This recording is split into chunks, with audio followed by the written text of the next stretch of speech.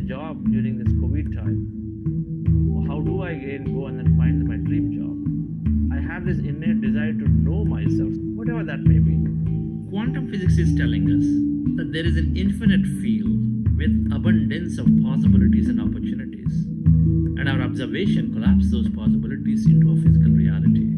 Then manifestation is all about changing our thoughts and feelings into an elevated thought and feeling. Setting clear goals is about reprogramming those limiting beliefs and then practicing them regularly in our meditations and then manifest whatever that we want. Recently, after attending this first 40-day session, in that manifestation also, we set a goal for the spiritual agriculture. And soon after 3 days of our manifestation, we are able to achieve that, and we started the spiritual agriculture also. I was working in a startup at that point of time. I really felt that the life is out of balance. So I thought I need to manifest another proper job. Then I wrote out all the things what I would like to have in my new job. Like I would like to have this much salary. I would like to have this only 10 to 20 minutes away from my place, and a lot of flexibility, and then perfect environment, and then so much of free time to do my service activities. Just a month, whatever I wrote on the paper just got manifested, and I landed up in my current company where I'm working right now.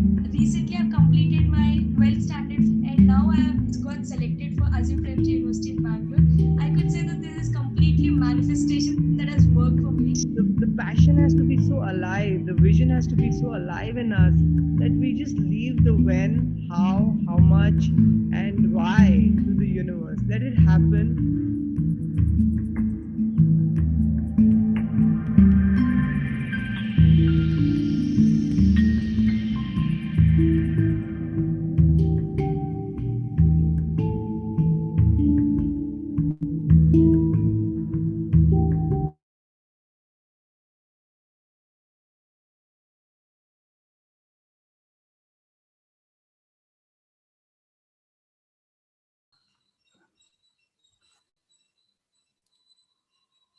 Happy morning, everybody.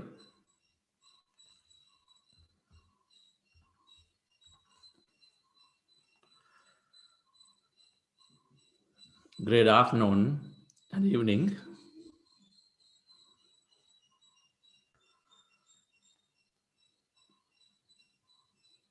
Today we have many things.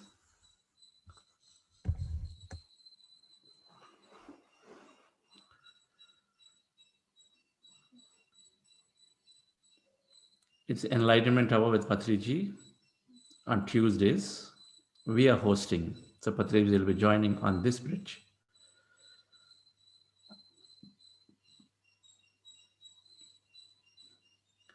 Part of manifestation week that we are learning this week.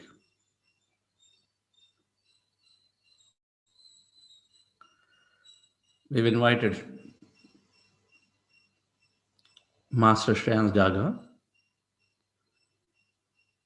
He's always been quite an inspiration every time he speaks of how he transformed himself. He's a very successful businessman, entrepreneur, perfectly balancing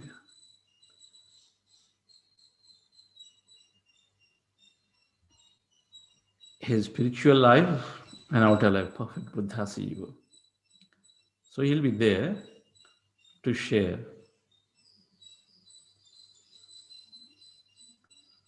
So today's session, the Enlightenment Hour, will go till 8:15, and we'll have a second meditation with Patriji, usually towards the end of it. 8:15 a.m. India time.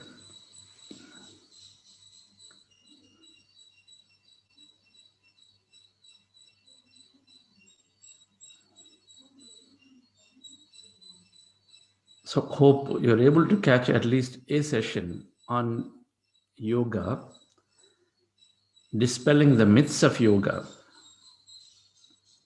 It's very important that we understand. So on this yoga day yesterday, if not to, of course, it is always available on the YouTube to go back and look at what are different speakers worldwide coming up and talking about different perspectives of yoga.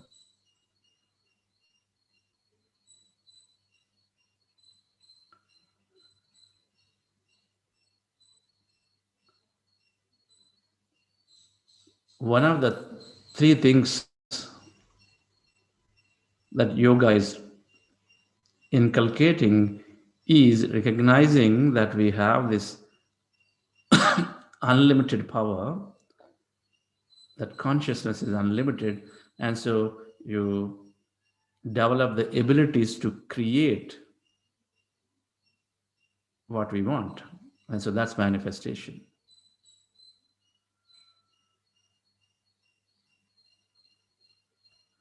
So we are in this week, the manifestation week of yoga.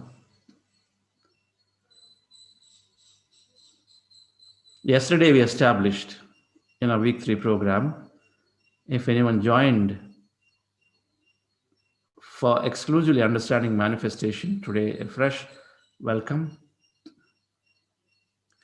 Yesterday we established that there is this big, large quantum energy field with full of opportunities, full of potential experiences of life. So this quantum energy field, we're talking science, the quantum energy field, full of potential experience of life, because everything is first energy and then comes the matter.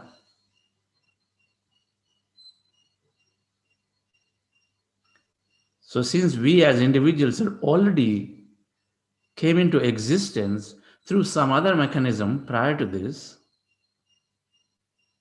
from consciousness, and since when we elevate ourselves and when we are in this energy form, we're all connected, and then energy is becoming matter. So there is any number of combinations of these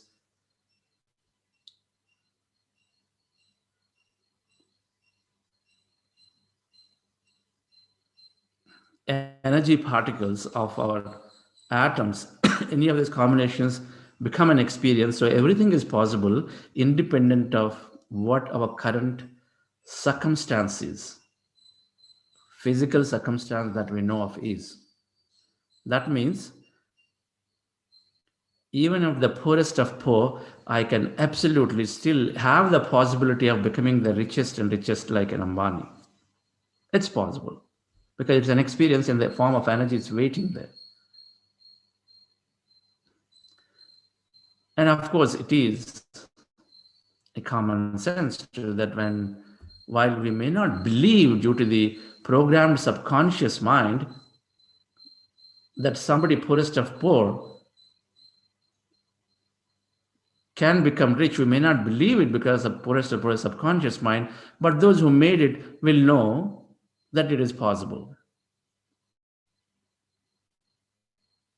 Scientifically, we apply a scientific temperament, and then if you apply that scientific mindset, when I ask you, is it possible that one of us here can become,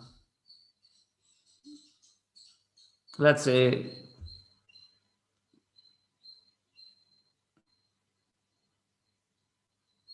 a public office, whichever office you want to take, a public government office, can we become the top position, be the top position in that office? Using the quantum possibilities, everything is possible. It is an experience. That's it. Everything is possible. There are no ifs and buts. So it's like that. Everything is possible. So when we ask somebody, normally based on our current mindset, we say, not possible. How is it possible? There are so many, this is there, that is there.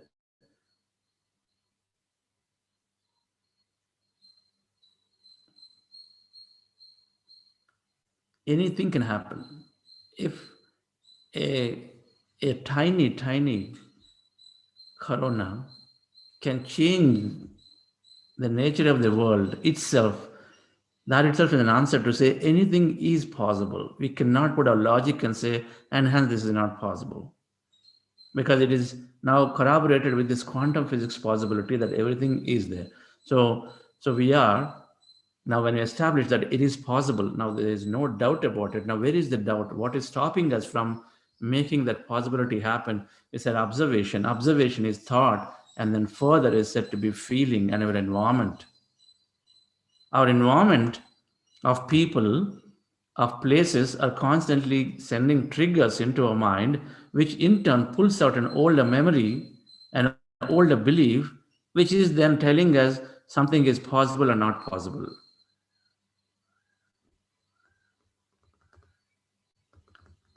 If I'm about to start a business,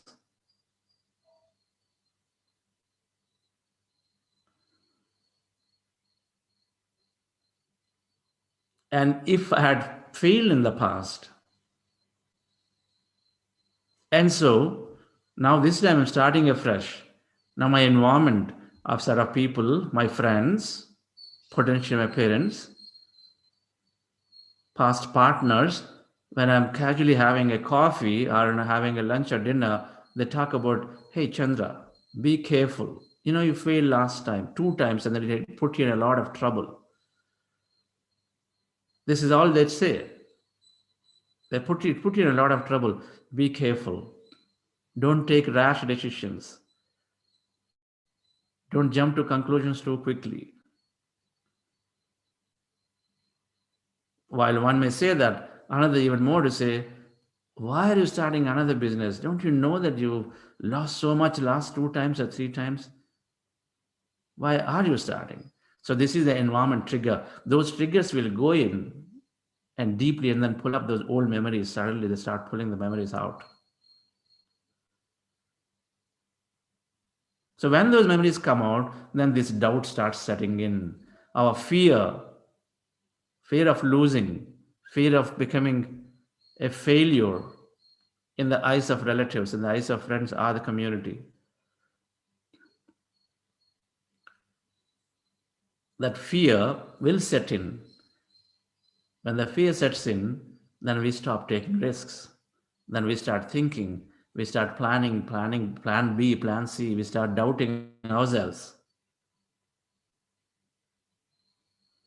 So while the possibilities exist that this time I can be highly successful because that's what I want to latch on to as an experience, but then the environment triggers, and in many times without having the environment triggers, the memory chatter, inner chatter of the memory.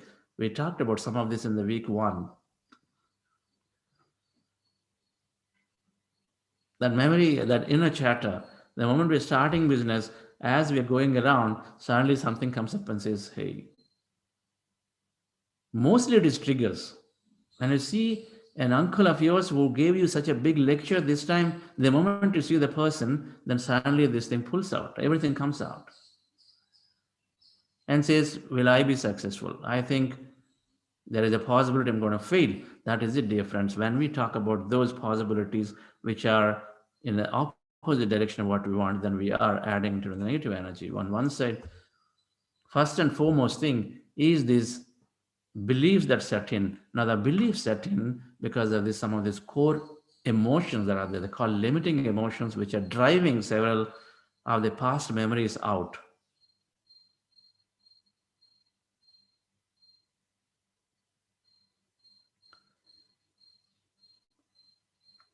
Fear. These core emotions are, it just define the signature of us.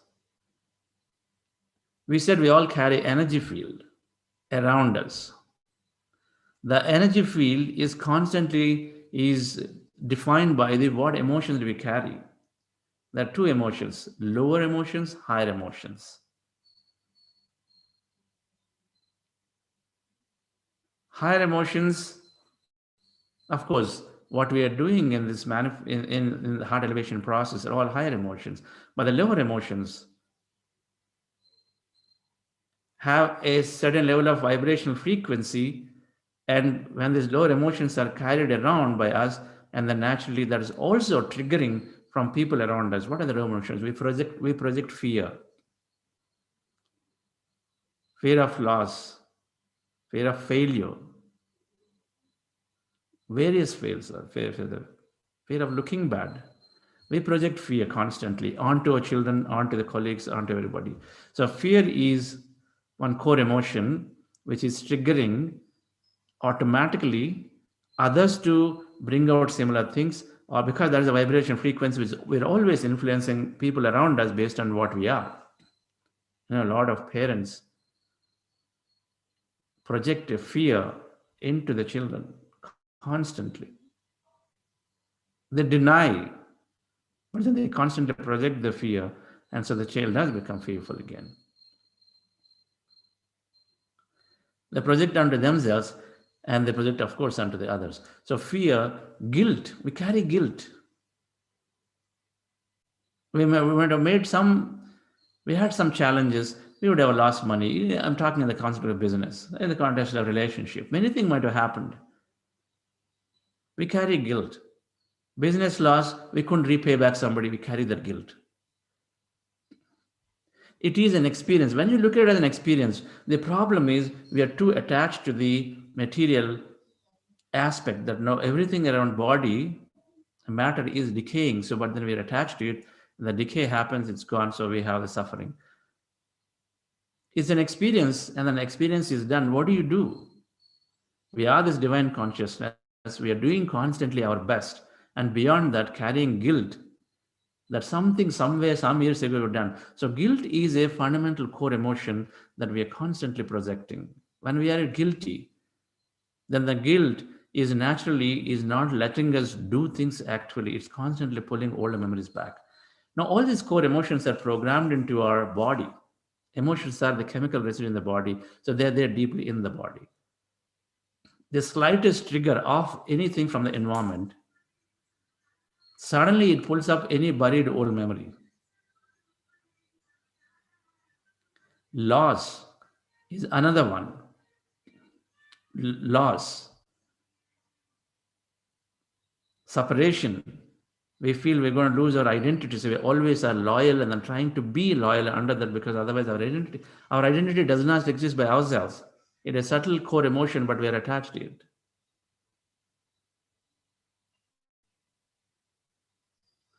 Victim consciousness is another core emotion where we always feel people are going to be, ought to be getting us. We are constantly projecting we are victims. Bad things are happening to me. People are just constantly overriding me. I don't think I can succeed because my environment is so stifling to me. My family or wherever that I'm working together, my founder is overriding me, whatever that is. Victim consciousness, we project. Now, some of these consciousnesses, of course, are programmed during the early childhood. If a parent is very intimidating, then the child is trying to figure out a way to manage the parent, and so they become victim conscious. They project a victim consciousness. So that's how things get balanced. Poor self esteem, that is projecting lack of confidence. I'm not worthy. I'm not good enough. So the poor self esteem is another. So, dear friends, all these limiting emotions are fundamentally, first thing is that the emotions are in the body, they're so deeply ingrained. Our vibrational match is different.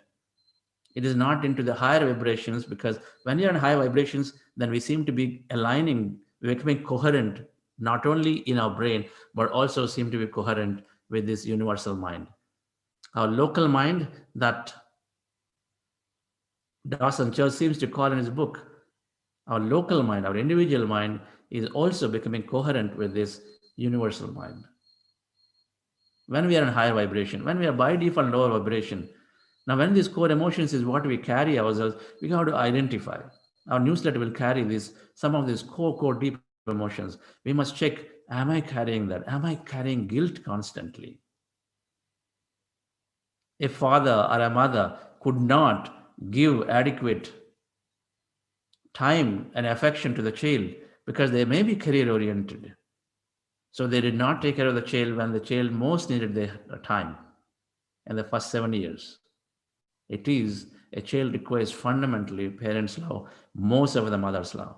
But whatever may be. So we could not, various circumstances. But the carrying that guilt and say, we couldn't really give that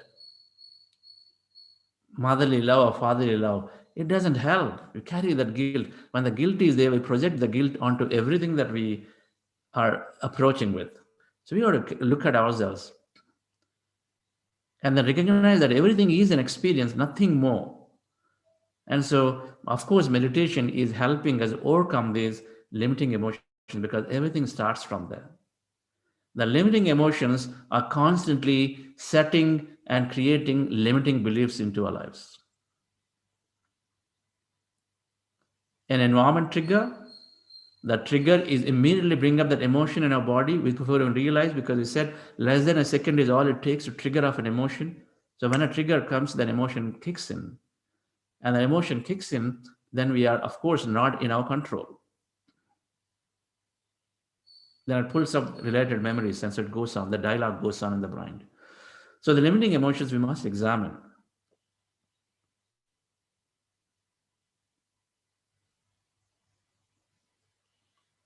and look to transform. And of course, this meditation we're practicing, breath mindfulness meditation, is of course helping. It is helping to examine these limiting beliefs for ourselves. It is lightening us by clearing some of those memories around. It's changing the chemistry of the body. As the body is becoming more vibrant, more energetic, and as we are learning more knowledge, of course, we are slowly changing our limiting emotions. But we must examine, am I carrying any of this? Do I put myself down? Am I very judgmental, critical about myself? Am I looking for recognition? Is that why I'm been always hanging around? Am I looking for my identity? False sense of identity by being with a company, being with this organization, being with this, under the gamut of loyalty, patriotism, or this and that. They are also have this identity. When we are in that, then that is limiting ourselves. We feel that if that is not there, then we cannot do it. We're talking everything in the context of manifestation. To put our attention on a possibility, then what are the things that will come in our way? Because every thought, every feeling later projected is coming in our way of our creation. So, dear friends, let's practice our meditation once again, and then we'll go into this sharing by Shans Dagaji, and then, of course, part of that is Enlightenment Hour. Those who join new, we're practicing Anapanasati meditation, a breath mindfulness meditation. Simple, observing a normal, natural breath. Our goal is to empty the mind. Saga talked about what is mind, what are all various things that are there. There are 5 levels of various stuff that happens in the mind.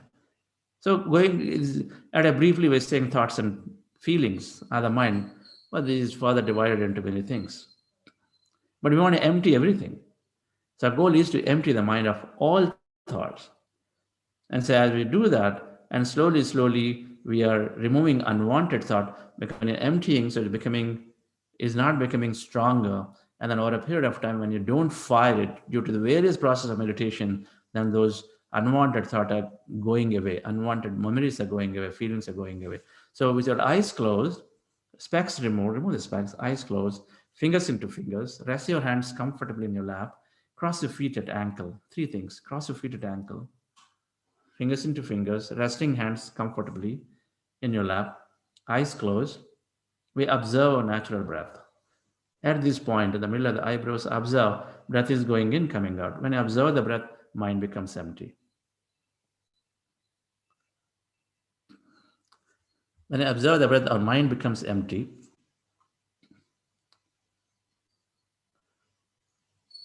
In case you get distracted and then go back into thought, you observe the breath and mind becomes empty. When mind is empty, we're experiencing energy, so be with it. In case we get distracted, then we go back into thought again. I mean, in case we get distracted to thought, we bring our attention back to the breath again. We bring our attention back to the breath again. Sheetal, did Shans join? He's going to join at 6:55. All right. Okay. All right. So in case we are getting distracted into thought, bring our attention back to the breath again. Distraction. It is a distraction for me. I was in the flow and then suddenly saw something.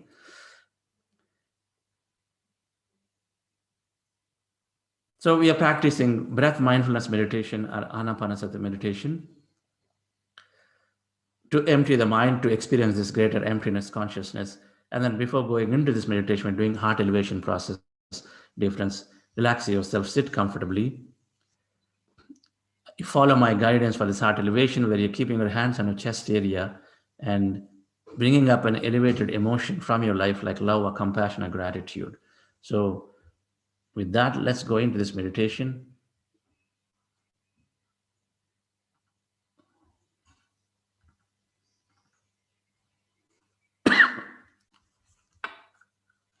Dear friends, with your eyes closed,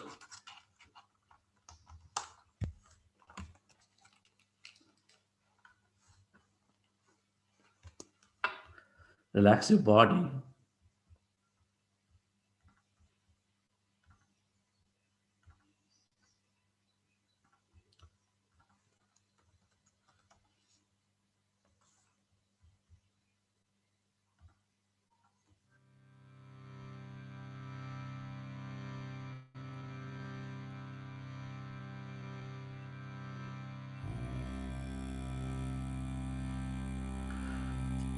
Dear friends, dear masters,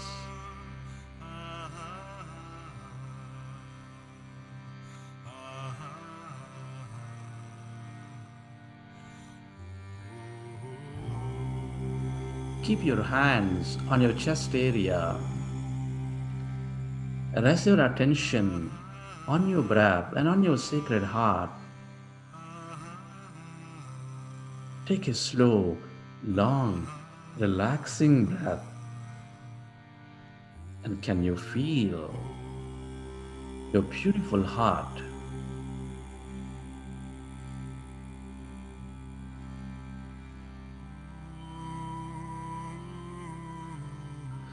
Just relax your body. Rest your attention on your heart center and on your breath. That slow, long, relaxing breaths.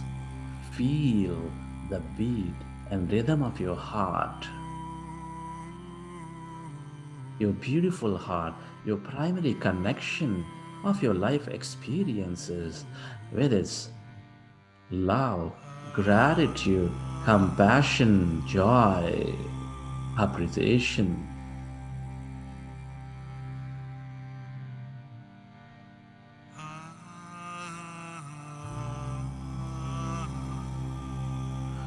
Breathe more of that relaxing breath and feel the seat of all emotions.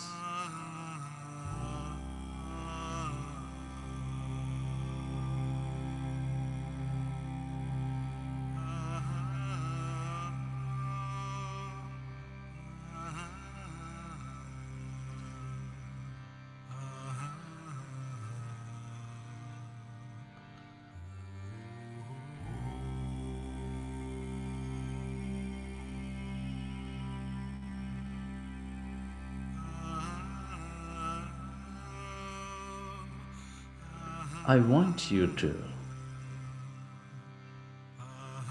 recollect a memory of an experience from your life where you felt enormous love, gratitude, appreciation, compassion, or any of the elevated emotions, and relive that moment at this time.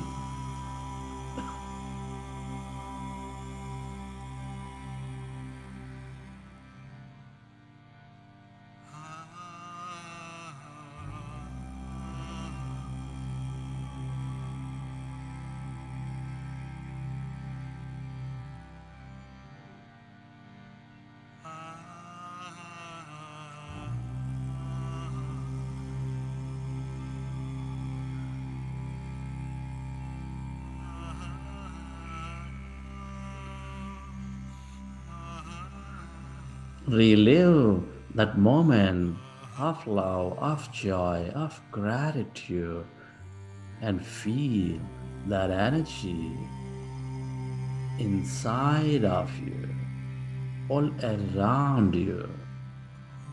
Every thought, every feeling is that energy, dear friends.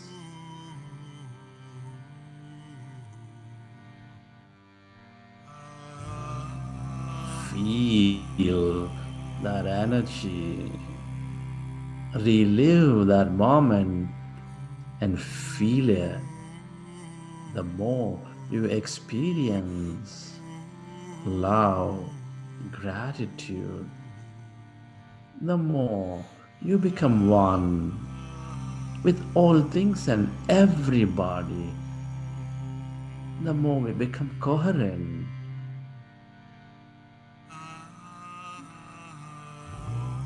With this quantum field,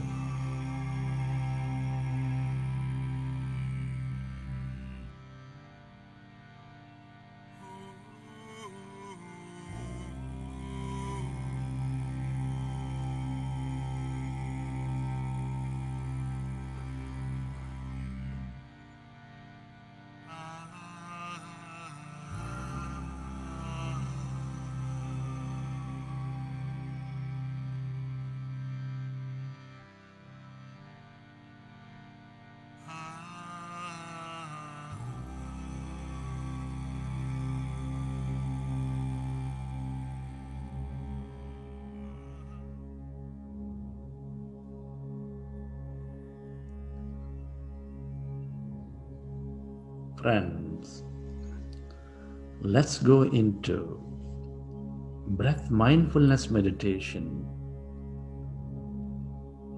with your fingers into fingers, resting your hands comfortably in your lap. Observe your normal, natural in breath and the out breath.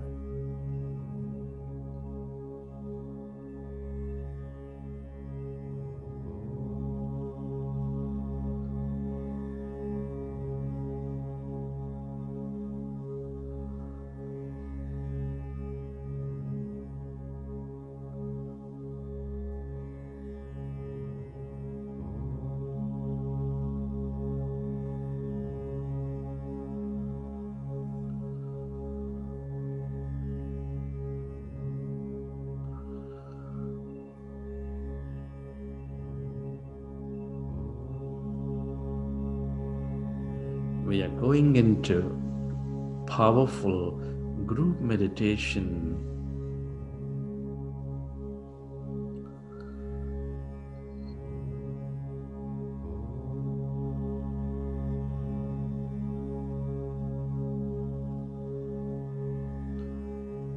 In this meditation, we observe our normal, natural in breath and the out breath for the whole duration.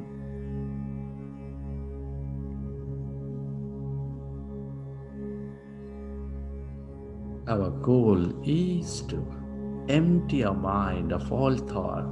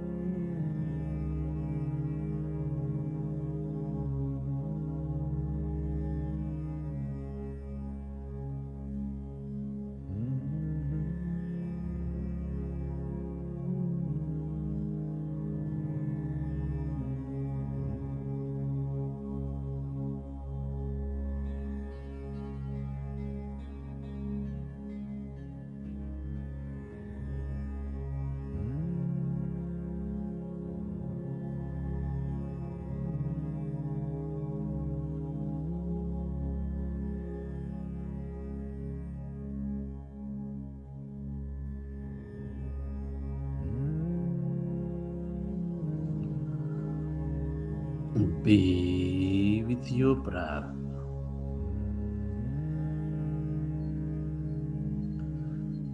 Become one with that in-breath and the warm out-breath, dear friends. When we observe our breath, our mind becomes empty.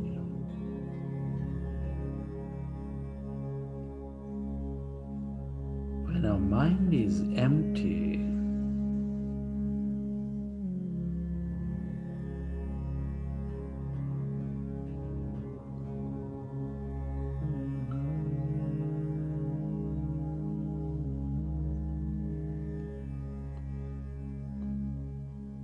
we channelize all the liberated energy into the generous present moment. We increase the power of thought.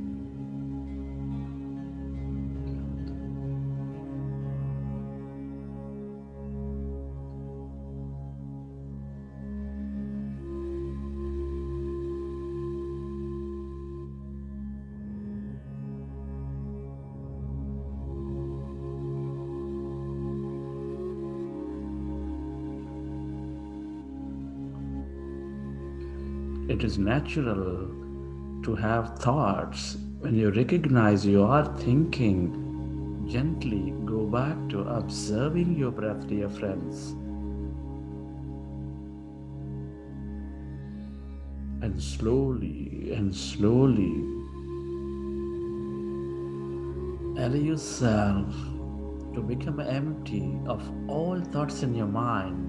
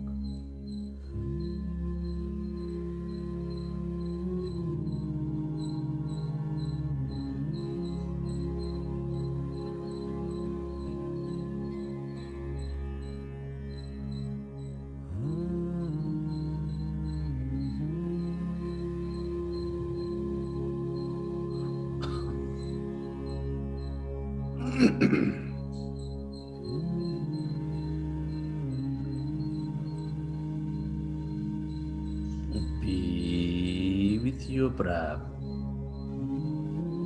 Become one with that in breath and the out breath, and allow yourself to slowly become empty of all thoughts in your mind.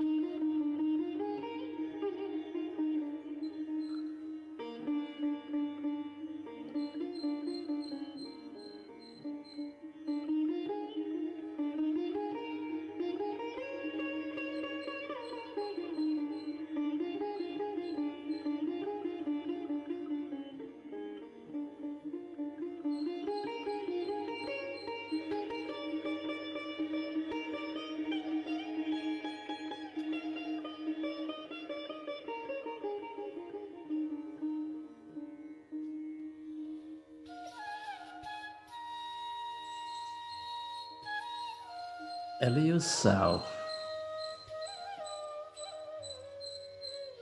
to merge into your breath and allow yourself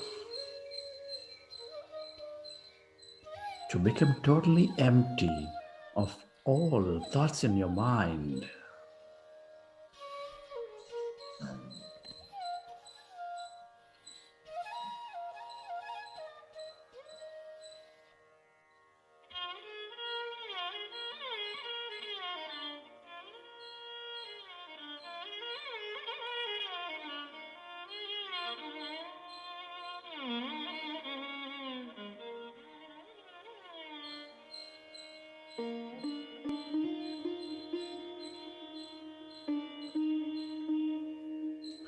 As your mind is becoming empty, observe any sensations in your body.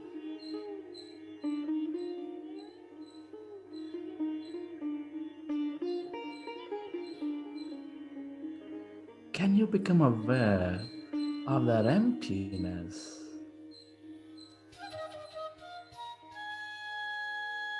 All around your body, occupying your room.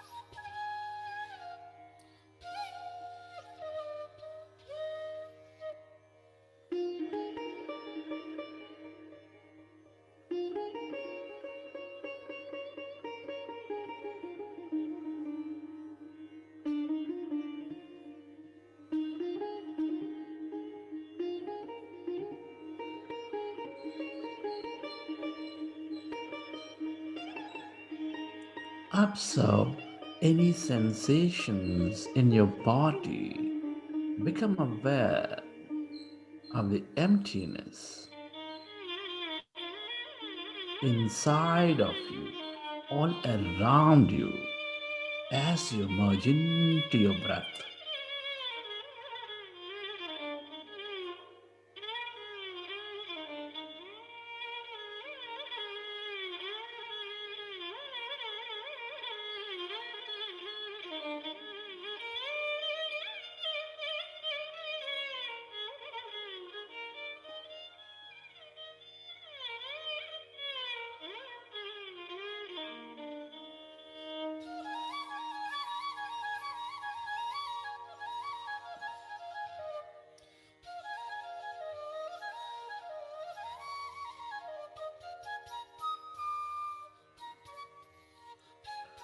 When our mind becomes empty, we experience the greater emptiness.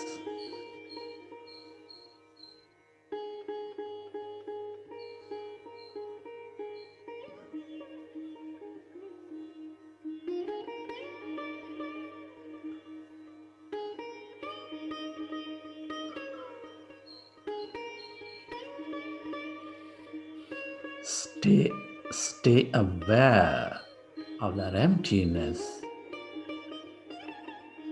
spreading far and wide beyond your body, beyond your room, into the edges of this universe.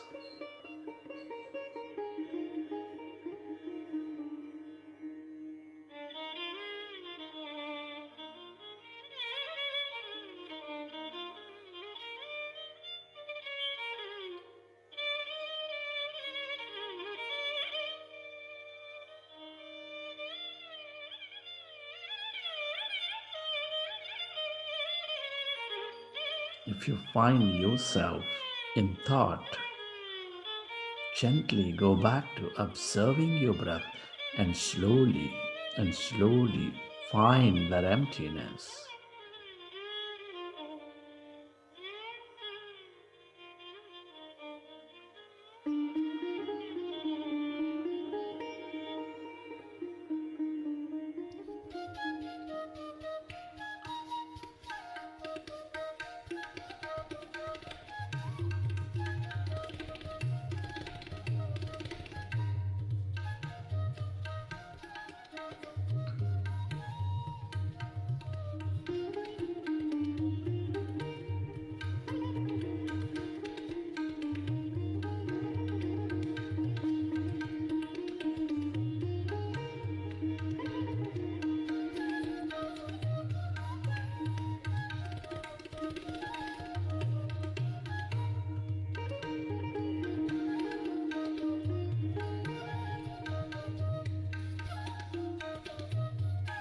That's energy. All emptiness is energy.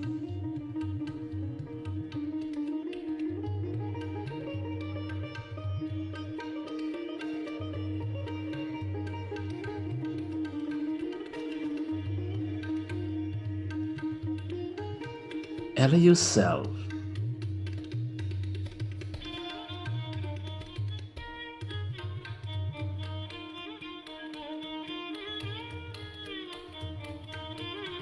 to experience that energy, this unlimited quantum energy field.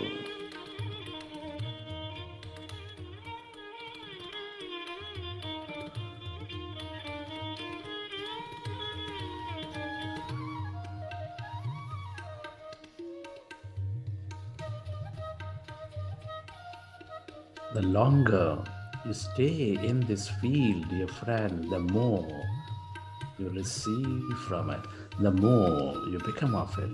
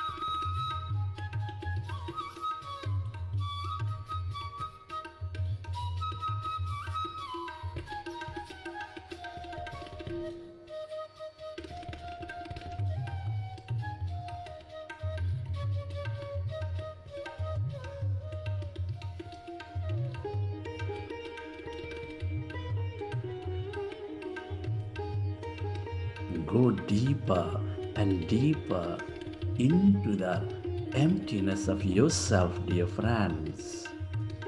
This is your divine self. This is that quantum consciousness where everybody and everything are connected.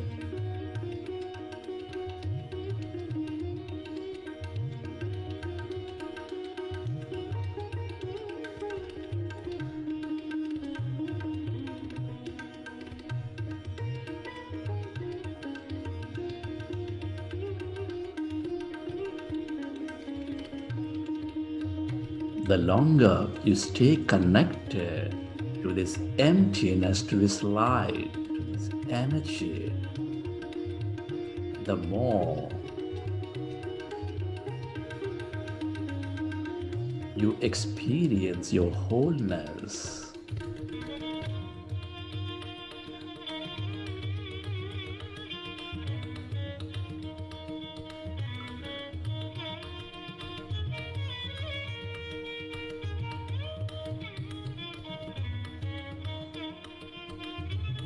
If you find yourself in thought, gently go back to observing your breath and slowly find that emptiness all around.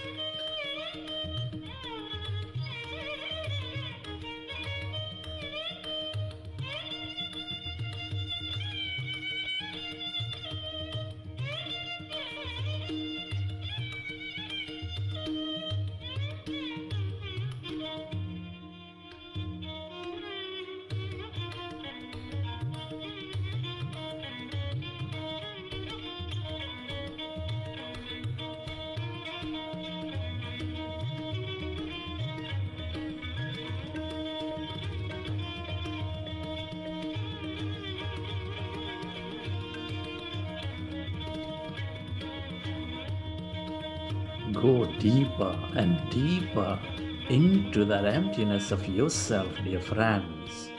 This is your divine self. This is your greater intelligence. The more you experience this emptiness, that energy, the more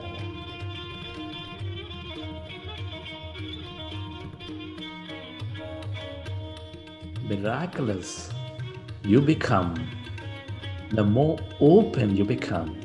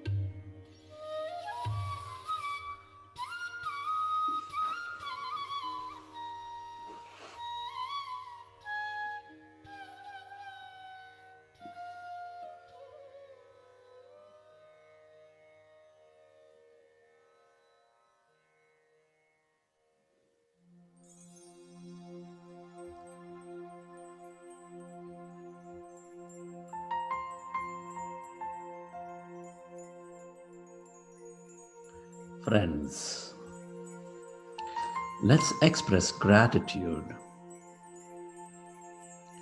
Gratitude is an high state of receivership. It's an honor and privilege to be exploring consciousness in this time of history. Can you be grateful to your parents, your teachers and mentors? Be grateful to all the people in your life, your family, your friends, your relatives, colleagues, everybody.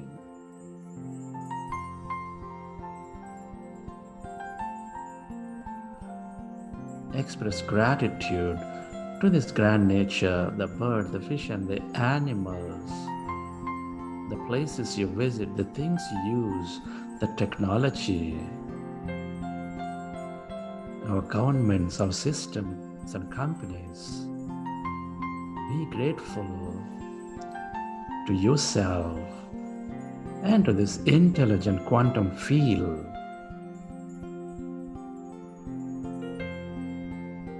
Gratitude to everything and everybody for being an integral part of our life, for allowing us to experience so much more in this life.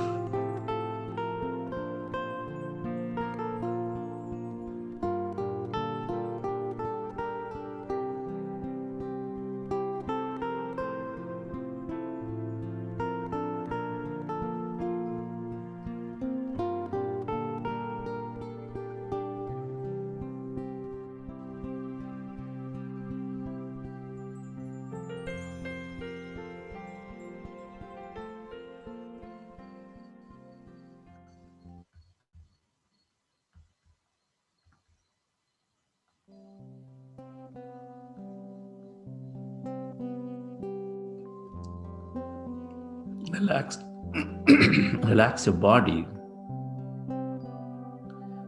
Feel your body. We can change the world one heart at a time. We can change the world one heart at a time. I see you, I know you, you're a part of me. We can change the world one heart at a time. We can change the world one heart at a time. And whenever you're ready, I see keep your hands on your eyes for 5 seconds and then open your eyes. you're a part of me. We can change the world. We can change the world one heart at a time. One heart at a time. We can change the world. We can change the world one.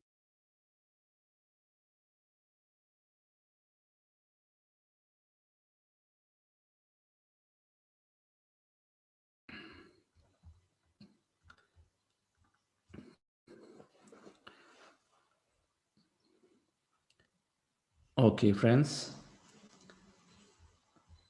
Hope you enjoyed the session. Hi, Shreyans. Hi, Chandra. Very wonderful. Thank you. You're in Bombay, right? You came back to Bombay. Yeah, I'm in Mumbai. Okay. So, friends, thank you for that wonderful group meditation that we all could meditate together. And welcome to everybody who is joining for the Patriji's Enlightenment Hour. Patriji will join shortly. So we have invited our Grandmaster Shreyans Dadaji to share his experience, his perspectives. He's been a very successful leader, business leader, at the same time been highly successful in his inner journey. He's been practicing for over 20 plus years. Shital, you have the profile to introduce Shreyans. Yes, sir. So it's always pleasure. In every time we have Shreyans, we're listening to him, we get motivated, inspired.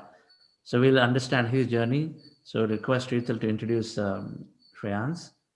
And then as Shreyans is sharing in, Sar is going to, Patriji is going to join. And today, in our enlightenment session, like as before, so Sar is always looking for sharings, but definitely there's an enlightenment session, so enlightenment hour. So you're looking for those of you to ask your serious questions. There's no basic or advanced question. As long as we are true to ourselves that I'm sincere and serious in my practice, then your question gains the strength and energy. So feel free to ask questions for the 6-week program that we've been in this program from the Buddha Seva Foundation. Certainly now you're meeting him a 5th time or 6th time. And so anything that you feel is bothering you, anything that you're during this 3 weeks journey, anything that's bothering you that you want to get an answer from this most authority of meditation or spiritual science, this is the time, dear friends. Right, so with that, Sheetal, please introduce friends.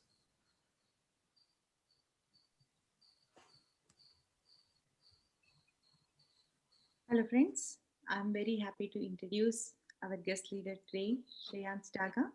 Shreyans Daga is the promoter and managing director of Betel Oil Limited, Madhya Pradesh.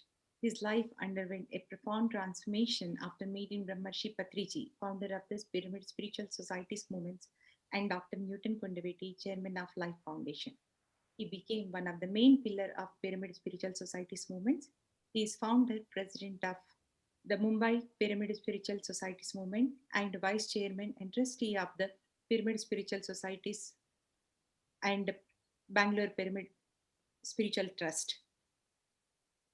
He is instrumental in creating the Maitreya Buddha Pyramid at Pyramid Valley, Bangalore, which is one of the largest pyramid in the world, built exclusively for the purpose of meditation. Mr. Shreyans believes in direct action and he has made an immense contribution to achieve Brahmarshi Patriji's mission to teach and spread meditation and promoting vegetarianism to all over the world. We all welcome you, sir. Thank you. Thank you so much. Thank you for this opportunity. Thank you, Chandra, and the whole Buddha Seva Foundation team for inviting me. Thank you. So, friends, Chandra, what exactly would you like me to focus on? Friends, we are, of course, there's an enlightenment hour, so many of them have joined. Right. Some of them have joined, while we are, as part of the 6-week program, are covering manifestation this week. It just so happens to be. Okay. And I think it's always wonderful to listen into your transformation experience and things that you practice every day, and then that are really inspiring every time we heard you. I think that'll be the best for this session. Fine.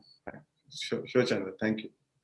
So, friends, today, in my spiritual journey or in my business journey, I'll share how after I met Brahmarshi Patriji in 1997, and after I learned meditation, so I was going through TB, I had a chest TB, and after meditation, Patriji told me, you don't need to go to any doctor, no medicine, your TB is because of your grief.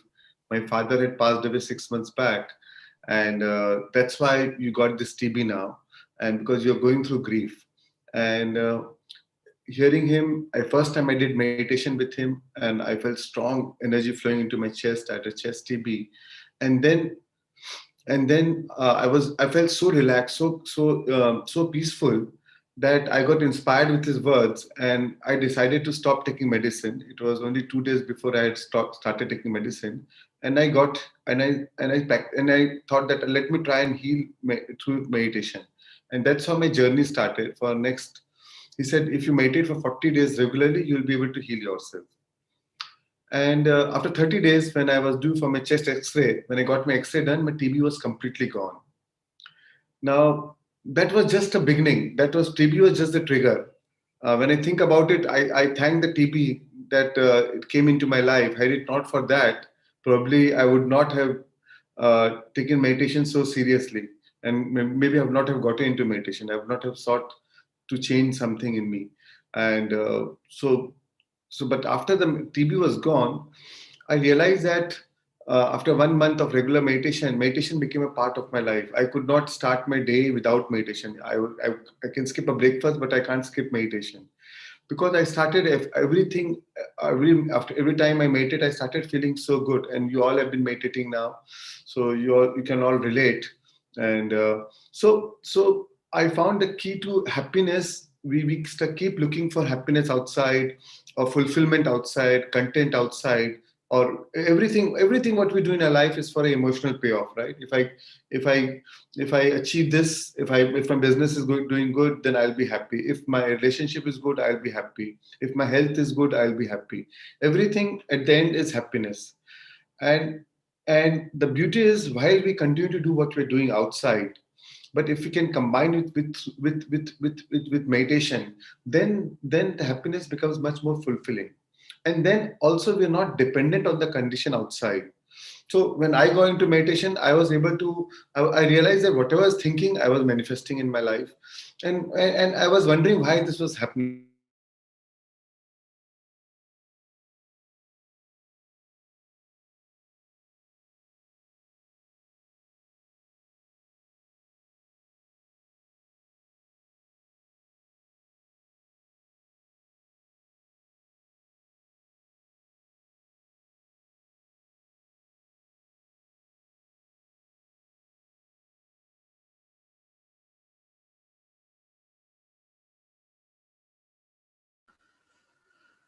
Okay. The screen is frozen, right, Sheetal? Yes, sir. All right.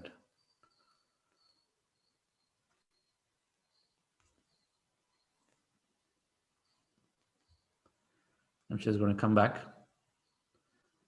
So welcome to all of you who's joining for Patriji's Enlightenment Hour.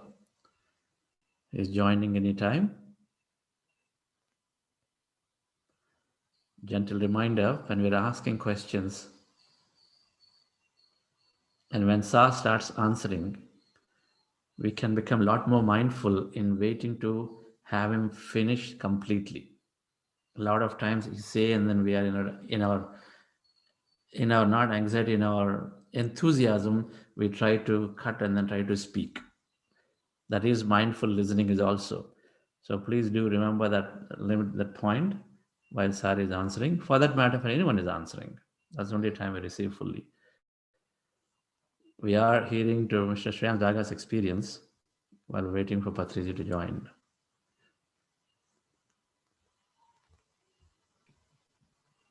Yes, Chandra. Sorry, friends. Sorry, I lost the connect. So, friends, so meditation is such a powerful tool to change your vibration, to connect to your source energy. And our source is the ultimate resource. And that's how I practice in my life. And not that we will not face challenges, we continue to face challenges. But the difference between a successful person and an unsuccessful person is, a successful person knows how to shift his energy in spite of the challenge. To be stressed, but it's not okay to stay stressed. A successful person knows how to reduce the refractory period of that stress. He will not, the stress may be for 1 hour, 2 hour, or maximum a day. He will not prolong the stress for 5 days or 20 days or 2 months or 2 years. A lot of time we face challenges, but then when, because the situation is challenging, we caught up in the vicious cycle. If the situation is challenging, we are unhappy, we are sad, we are upset, we are going through anxiety, fear, and whatever we feel about, we bring about in our life. Right? Our feelings are equal to prayer. What you feel is what you're praying for, and that's what we draw into our life. So, and then we draw more of those situations into our life. So, and then we are going to a vicious cycle. Then we draw more challenges, more problems, more difficulties in our life, and we are wondering what's happening in our life. But a successful person knows how to shift his energy. It is the consciousness which creates. And he knows that in spite of the challenging situation, I will change my emotional state. And that's what I've always tried to practice in my life. That whenever I'm going through any challenging situation, change my emotional state, shift your emotional state, independent of the outside situation, independent of the current environment. And that's where meditation plays such an important role, because when you're meditating, when you're observing your breath, you're dropping your analytical mind, your personality self, your ego. And most of our resistance comes from our personality, from our ego, from the roles we think, and when we identify with it so seriously. And when you drop that analytical mind, when you go into the alpha state, theta state, you drop all resistance. And then you, when to meditation, when you're happy for no reason, when you're joyful for no reason, you change your state of being. And then when you go back to your work, when you go back to your any situation or any challenging situation in your life, you will magically transform the things. When things change inside you, things change around you. And that's what I always practice. And my key to success, I owe it all to meditation, because that is the single most powerful tool to change your vibration state. Our soul does not care what you do for your living, nor will you care when you vacate your body. But what our soul cares is your state of being while you're doing what you're doing. So your state of being is so important. At what state, and that's why we are called human being. We're not just human, we're human being. Human is about doing, but being is about being in the right state. So, and most of the time when we are in a flight and fight mode, when you're in a challenging situation, we keep focusing on doing, and we start worrying, we are going through anxiety, we start speculating the worst outcome. And that's why Einstein said imagination, the best use of imagination is creativity, and the worst use of imagination is anxiety. We try to speculate the worst outcome. And our mind does not know the difference whether you are creating the experience, whether you're living the experience, or it is just an imagination. But the mind, it's real. You release the same chemicals as if it's real. You release the same adrenalines or same cortisols, and you go into the further stress of, and emotionally you are feeling anxiety or stress, right? So, but when you change with the help of meditation, when you change your emotional state, when you withdraw your attention from the current environment, current situation, and you tune into your own resource, tune into your own self. As I tell you, that our source is the ultimate resource. Inside, when you connect to our inner being, connect to our inner sanctuary, then we experience pure joy, pure love. That is a natural state. It's not that we need to have that somewhere from outside. That is a natural state. And when you experience that, then when we go back in our current life, then whatever we're doing from a state of inspiration, state of joy. And I've always found that whenever I feel in going through any challenging, that is the first thing I do. That is even in the middle of the work hours, I will take the more the situation like that, rather than dealing with the situation at that state in a flight and fight mode. I like to withdraw from the situation for the moment and change my energy being. Take time to meditate. Take time to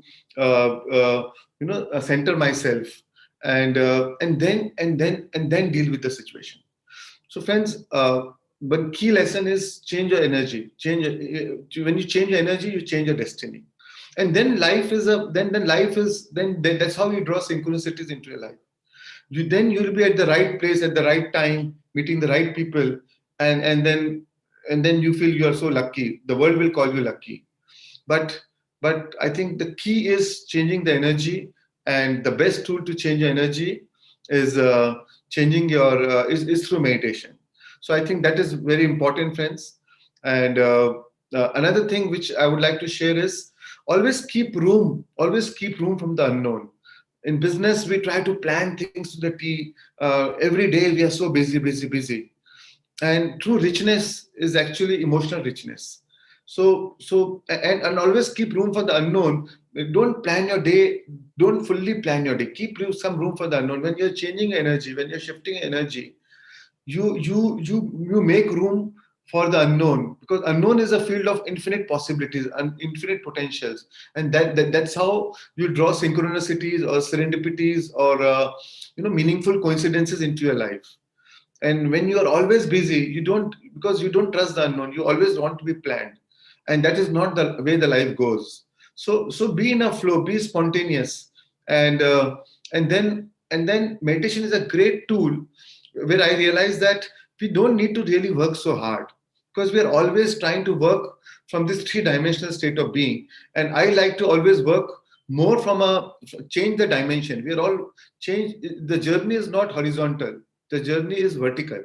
So when you change the dimension through the help of meditation, you go into the deeper state, you do go into the alpha state, and then you visualize what you want to manifest in your life. Then you visualize what you want to draw the event into your life, and then you visualize and emotionalize, right? And that's how I take my life is. I don't want to be obsessed. Most of the time, we're obsessed by physical manifestation, but I'm obsessed by emotional manifestation. That's what I want like to. If you have emotionally felt it, what you want to produce in your life, what you want to manifest in your life, think about that emotionally before you have already manifested. And if you emotionally felt it, then physical manifestation always follow. It's always a law. And I realized that then it happens better than what you have even thought about. And I can give you many life examples, including the one with Chandra. Like I met Chandra in Pyramid Valley, where we were common trustees in 2003. Patriji introduced both of us. And then we became great friends. And Chandra was running a company called Sanovi Technologies, IT company. I had zero background about the IT. And one day he just told me that he's looking for investors. And that's how I happened to invest in his company.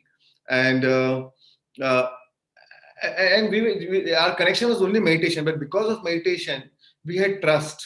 And it was a synchronicity that he was looking for investor, I was looking for investments, where can I invest my money. And then and then we in a just casual conversation in one of the trust meeting, after the trust meeting we just had it. And then I decided to invest in this company. Because of the trust, we didn't do any due diligence, nothing.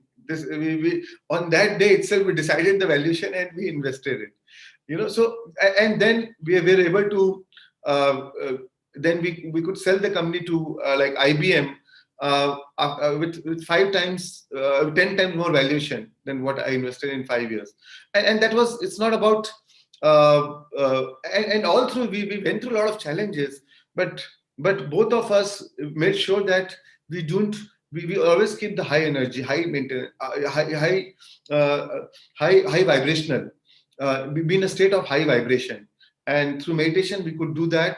And it was very surprisingly that uh, for 2 years we were trying to get investors, and we stopped trying to looking for investors.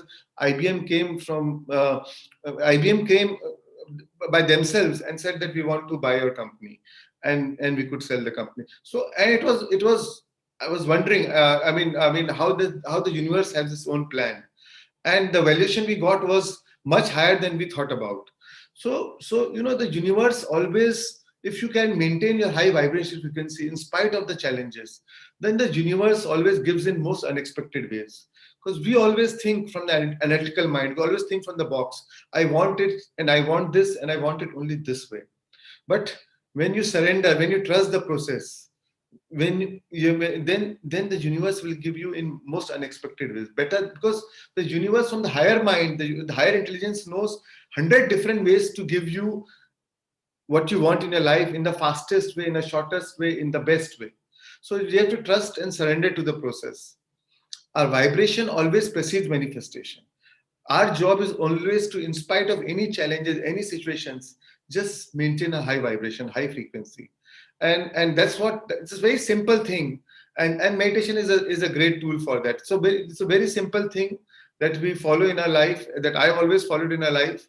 And I've seen success in everything, whether it's friends, family, relationship, friendships, material success, or health. I've always applied this principle. Always applied using creating from the deeper mind, from a subconscious mind. So creative visualization is very powerful. So because you're changing it, you're trying to manifest it from a different dimension, right? From a higher mind. When you right now we are in a dimension of three-dimensional reality of time and space, where everything is struggle. We have to work hard. But when you're a meditator, when you change your vibration and then you visualize and manifest from that, emotionally manifest from that dimension, then physical manifestation follows. Then you are vibrating from fifth dimensional creation, and that there's no time and space, and that's why everything becomes so effortless, everything becomes so easy, everything becomes so joyful. And another thing is I like to practice is drop my resistance.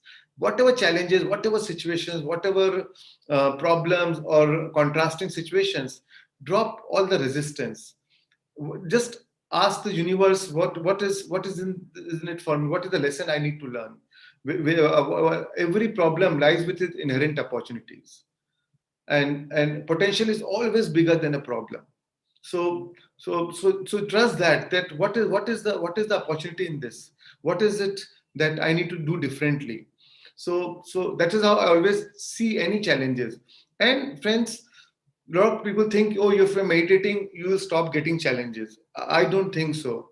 I mean, even Buddha faced challenges, even Jesus was crucified, even Socrates was humiliated. The greatest masters always face challenges, and sometimes we draw challenges to test our spiritual power. And how do you know how great you are or how good you are unless you face challenges? So never be scared of challenges. And sometimes as a soul plan we draw those challenges so that we can grow. So it always helps us to grow. If I would not have gotten TB, I would not have probably gotten into meditation. So this is the friends. This is, I mean, in a short, I just want to express that. Chandra, how is Patisa joined?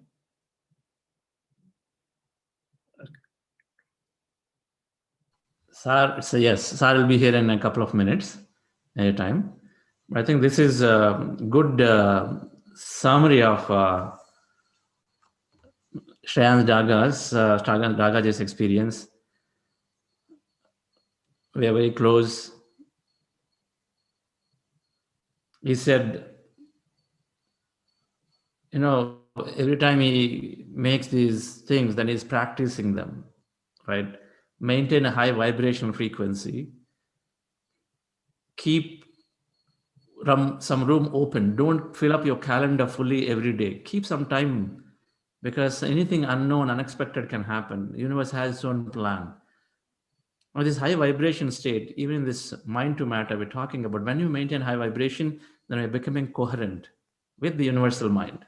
We align into it automatically. And so when we align into it, so many things can come into our life, dear friends.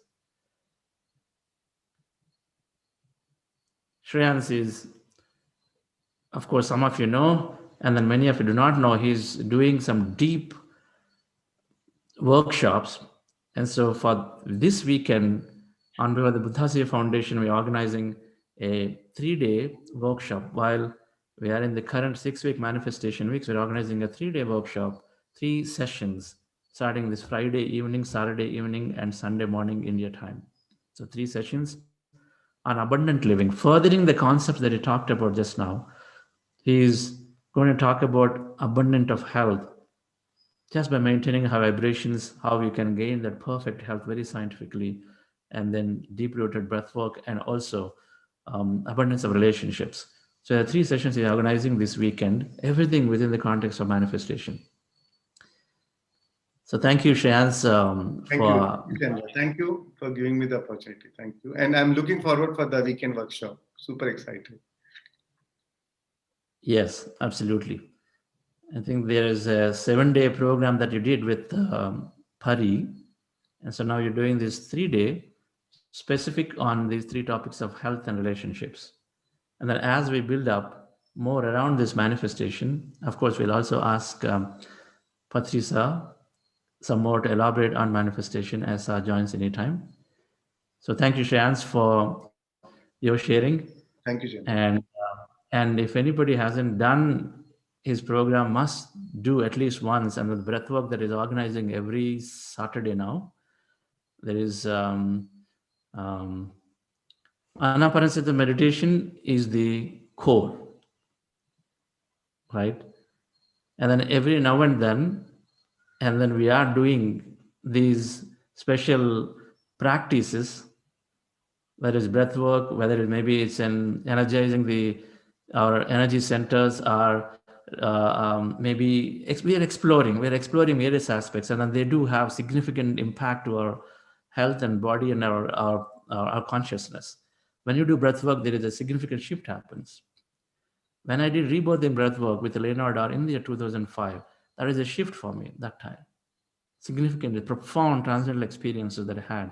And then made me to believe that there is a lot more in meditation practice that I'm going to explore. So it is always good to explore various tools that are available. And this breath work that Shreyans is doing is an incredible and sort of instantly rejuvenates us. All right, friends. So while we're waiting, anybody has a question to Shreyans? We're waiting for Patriji.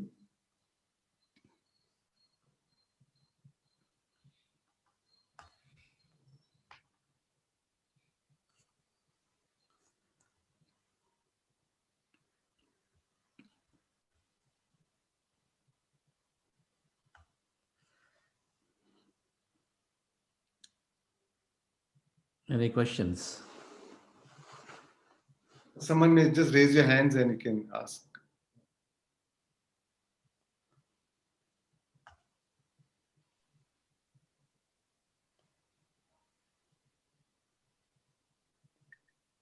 Sir, Yes, we sir. have 3 people raised hands here. Sir, please unmute yourself. Siddhartha.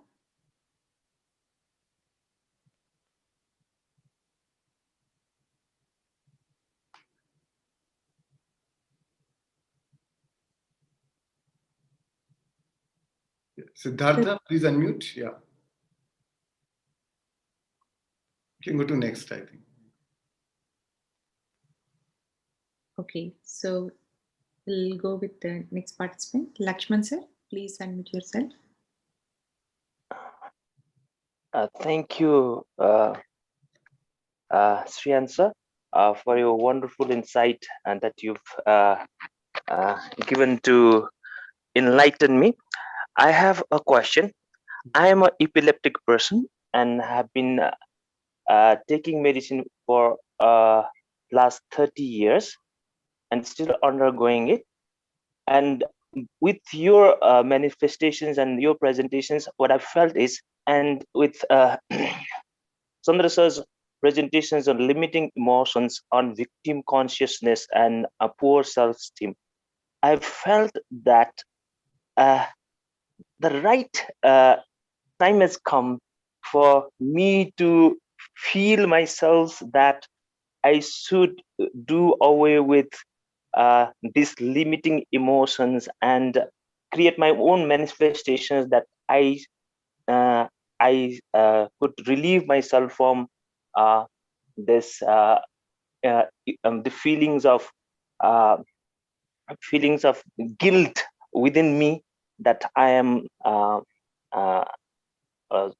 poor in health and I'm incapable and I'm not been able to move ahead despite the fact that I got into a let's say got an opportunity to get into a good school to have the education, but then because of I think now I felt this because of my limiting emotions that I could not perform it well because and that the thing was hitting me behind me every time and I was not let's say able to move ahead.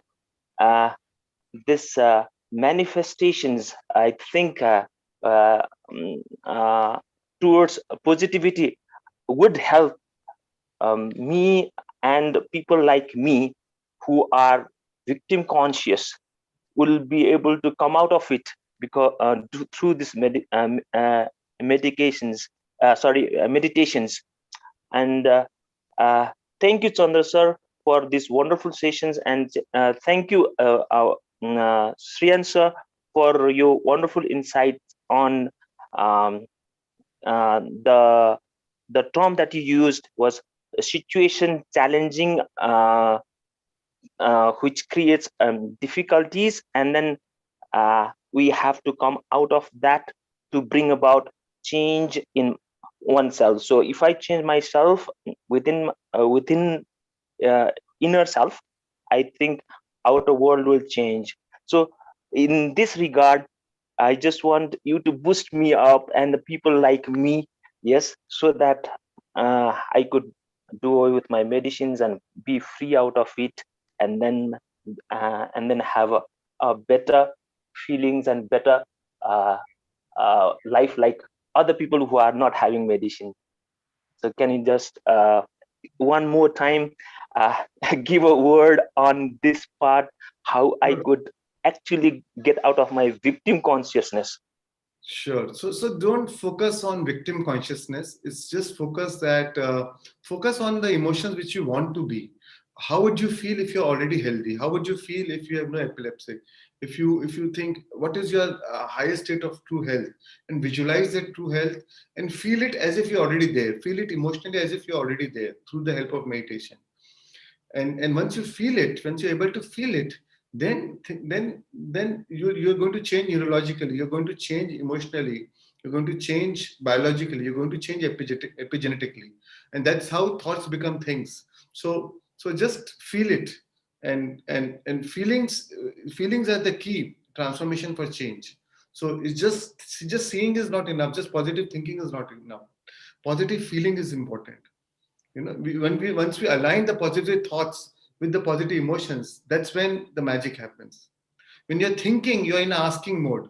Only when you're feeling, then you're in a receiving mode, right? So feel it, contemplate yourself as contemplate yourself of being surrounded by the situation which you want to produce in your life, right? So practice two things. One is imagination, what you want, as if you're already there, and then feeling.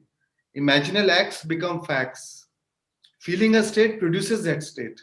So these are the two simple laws, and that's how the universe works. So, so, so, and that's what makes us different. That's what makes us human, like co-creators or gods, because what differentiates us from other species, or like animals or other species, is our imagination, is the faculty to imagine. And once you can imagine what you want, but we don't use the imagination in the right way. We use it for anxiety, for fear, for speculating the worst outcome, for worrying. But if you can use it as for what you want to see in your life, to be aligned with your vision of future, what is your vision, and see it as if it's already there, then then the transformation happens. Right, Mr. Lakshman. Thank you. Thank you, sir. We have Shilpa. Shilpa, please unmute yourself. Namaste. My name is Shilpa. I'm from Houston, Texas. I work as a lead in an IT company. So I have two questions. I do see Brahmarshi Patriji sir also. Maybe I'll just say one question for Brahmarshi ji and Patriji, and one question for Shreyanshi. Shreyanshi, I just wanted to understand, like, I know you spoke about the infinite opportunities, but if there are two opportunities in front of us and both are unknown as to what to pick, uh, how would be the guiding force to choose one over the other? I know we have to evaluate the pros and cons, but if both are unknown and new, what would be the best way to, choose one over the other? So what? See, life is all about choices. We always have a choice. Whether I want to do this or do that. So, and it's at every stage we'll have a choice. But that's where meditation plays such an important role. Just just visualize what you want. Both of the situation. If you have already taken it, how does it make you feel in your body? When you see it, how are you feeling it about it? And that's why meditation is so important, because it gives you a lot of clarity. It gives you a lot of insight or intuition. Intuition is when you're in tune in. So when you have that choice, just try to connect with yourself, put both the situations one by one, and see what makes you feel better, what makes you feel more empowered, what makes you feel more fulfilled. And your body never lies. You'll feel it. And then accordingly you make the choice. Then you'll be inspired to take the right choice. Right? Then efforts are not required, then efforts are inspired. You have the right impulse to take. You have a right impulse that, oh, this is what makes me feel better, this is what I'm drawn to now. Thank you, Shreyans. Wonderful. We have Patriji with us. Great. And dear friends, we are always grateful to our grand master Brahmashi Patriji, founder of Pyramid Spiritual Societies movement, the foremost leading, if we say, the authority on this meditation, spiritual science, pure spiritual science, anything that empowers us, not makes us dependent on something else. And that is Patriji. That's how we see a great Zen master who's got abundance of wisdom. So this is enlightenment hour. So let's be as concise, because as time is highly valuable, as concise, and also as spiritualists, we don't need to repeat and repeat and repeat. So be as concise and precise with the questions. And also, anything that is serious and sincere, there is always Sari answering the question. And so be concise, and then no general hi or anything like that, but instead it will be good to ask the questions. Or of course, you want to share your experiences. Sari is always wanting to hear. So welcome to this session, this weekly session. Good morning to everybody. Shreyas, namaskar. Namaskar, sir. Good morning. Yes, sir. So we just heard Shreyans's experience around manifestation, sir. And so we merged our 6-week program that I'm doing with the Enlightenment Hour today for this.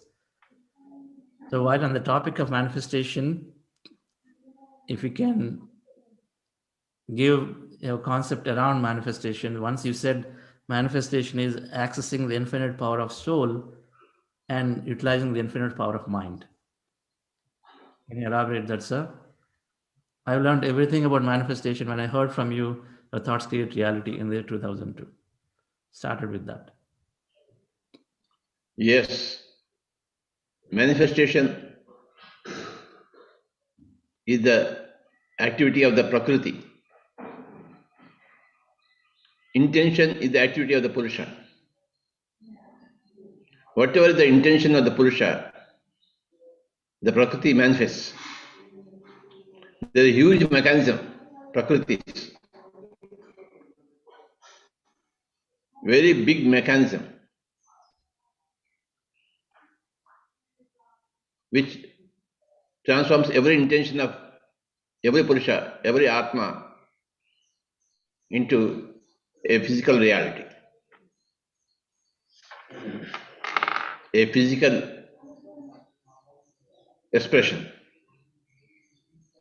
There is a huge mechanism, that's what we have to understand. Very, very huge mechanism called a Prakriti, nature.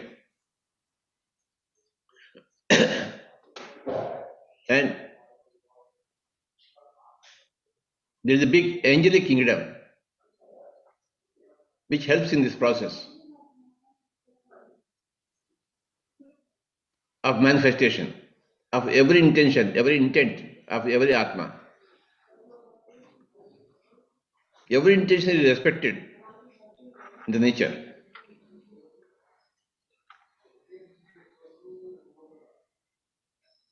If I want to kill Chandra Pulavara Setti, the nature will cooperate with me to see that I am going to kill him. Because that is my intention to kill Chandra Pulavara Setti. So nature will conspire. Okay, you want to kill him? We'll find out all the ways.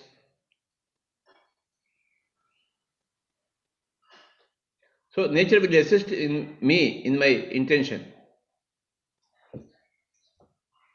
And I will go and kill Chandra Pulavara Setti. Then the story begins. The story does not end with that.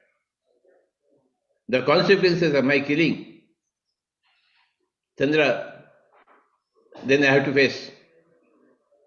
Then again the nature will see to it that I will face all those consequences. Because Chandra Pulavara Setti's intention is never to be get killed. So the nature also assists Chandra's intentions. So I have to face all the consequences. I have to learn the lessons from all my actions.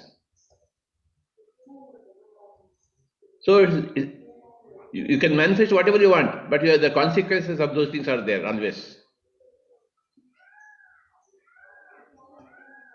You have to go through all the consequences. People just want to manifest, but they don't know the consequences. Hitler wanted a world war, so almost the world war came, and many people got killed, millions of them.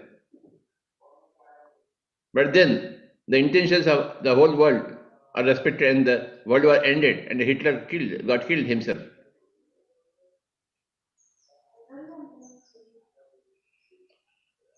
It's not the question of manifestation, it's the question of consequences.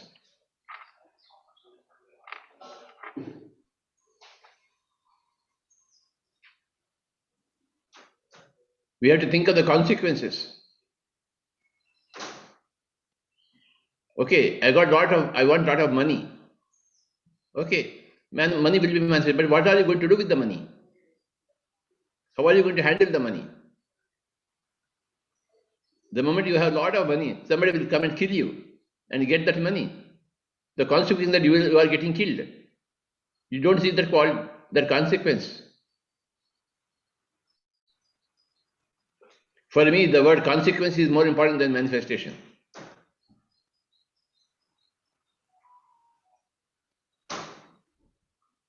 What are the consequences of those things which you want to manifest? That is the topic.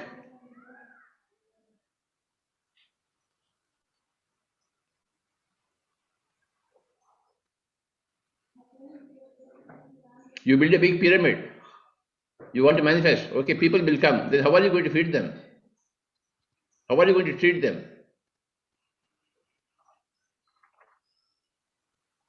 Can you manage all the people who are going to come to you? How are you going to manage them? You want to marriage, but what are the consequences of marriage? Children will happen. Are you ready to raise all the children? Yes, I want to get married. That's very fine. So you get married, you get some partner. But what are the consequences? A lifelong relationship exists. And if you are not able to carry it properly, then you have to face all the consequences.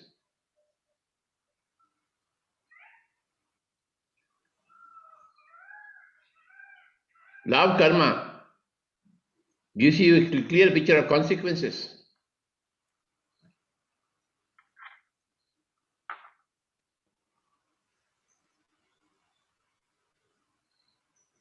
So, my dear friends, before you think of manifestation, you must think of consequences. The results of your actions that are going to happen. Very big list of results that are going to happen.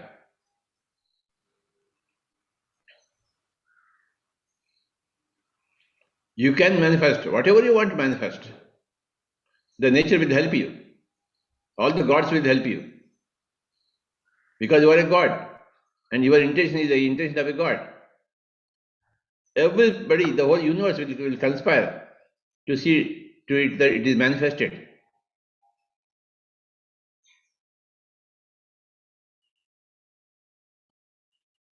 In accordance with everybody else's intention also.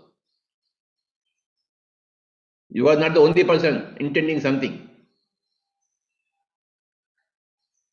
Everybody has got free will. Everybody is intending something or other. There is a big traffic of intentions. And somebody wants to go this way, somebody wants to go the other way. And all intentions are respected by the nature.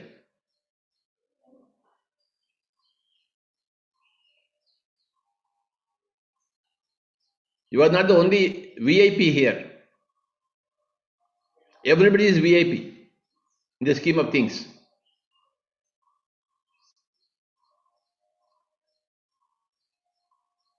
Everybody's intention is important. And everybody has to face the consequences.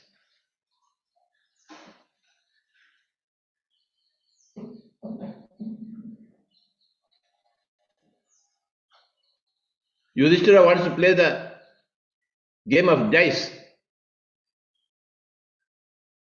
You think that you are an expert in the game of dice, but somebody else is greater expert than you. So you are defeated. So you are sent to a forest for 12 years. That is the consequence.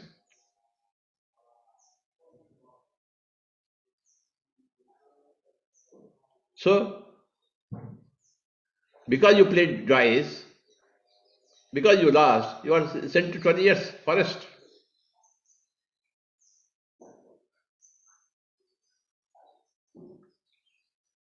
You have to face all the consequences.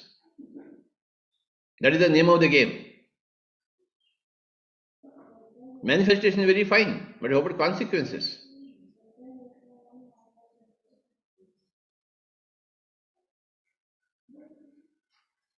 We should be really brave to follow through all the consequences.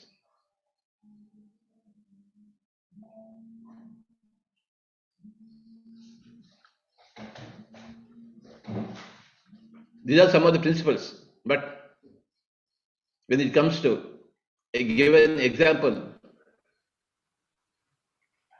we can deal with examples. Yes, Chandraji. Thank you, sir, for a very key point and often overlooked point, consequences. Sir, in that sense, I just have a follow-on question. Are there any right intentions which minimize the consequences? Can you elaborate? Does it have to be lofty or always to the benefit of everybody, or is there any right intention that minimize the consequence? Or should we even That is try why for that? the right eightfold path is there of Buddha. Buddha has given us the eightfold path. Right views, right speech, right intentions,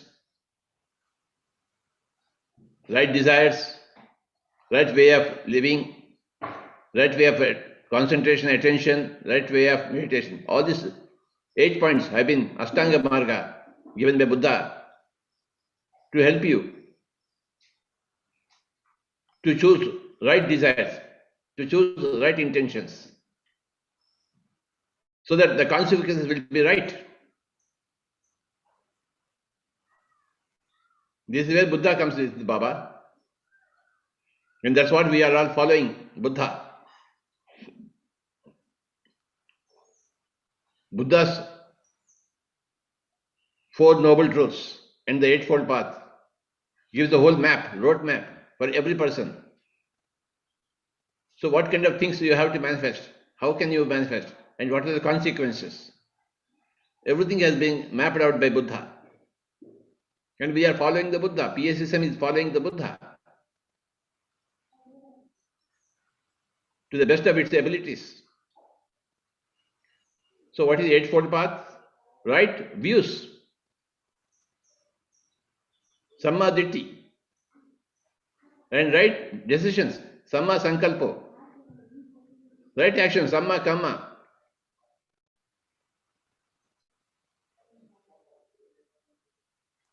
So my dear friends, Buddha has given us everything, the road map.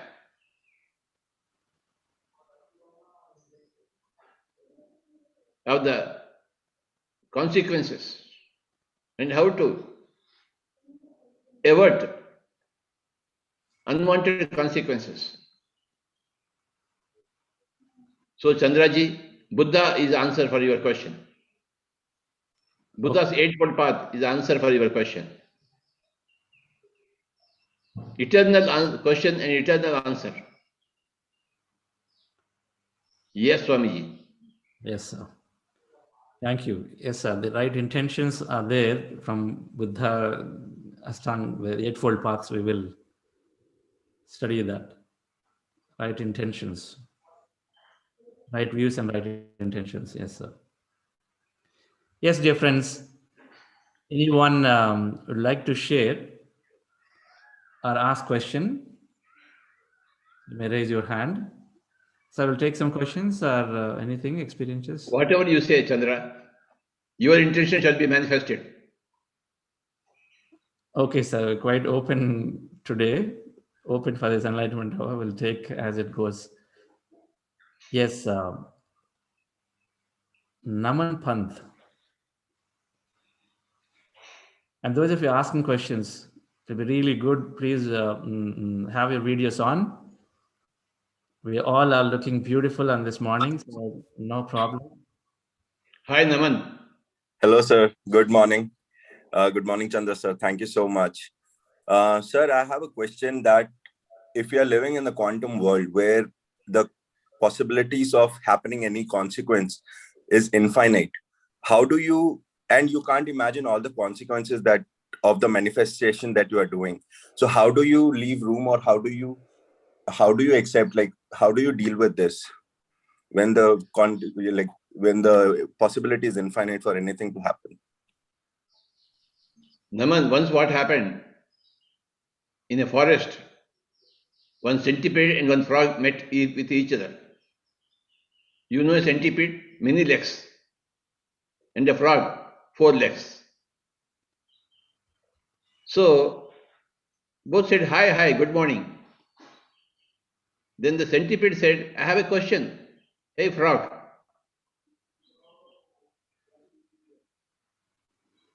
Then the frog put a question to the centipede. I know which leg to move first, but you have got 100 legs. How do you know which leg you have to move first? Then the centipede got confused. Now it started thinking, which leg I move first? Then it could not move at all. There are infinite possibilities for the centipede because so many legs are there. So when the frog put a question to the centipede got confused. Yes, how out of infinite possibility, what do I choose? So it could not walk at all. So the frog simply walked away. See, we make things complicated with these quantum things. You don't have to make anything complicated, Baba. Live naturally. The centipede naturally can know which leg to move first. But when you start thinking, it is, debilitated. So less thinking, more life. Don't think of all those possibilities. Live naturally.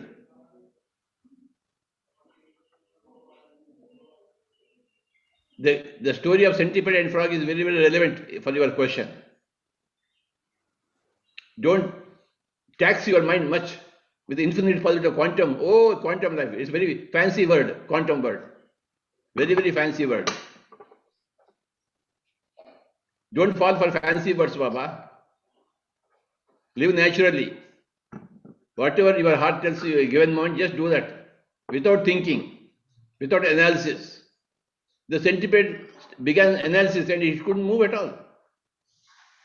That's why I say no analysis in life, no analysis in meditation, no analysis in dream. Just move forward without trying to understand anything, without trying to understand the big quantum field. Very, very fancy word, quantum for possibilities. Very, very fancy. Very, very in thing nowadays.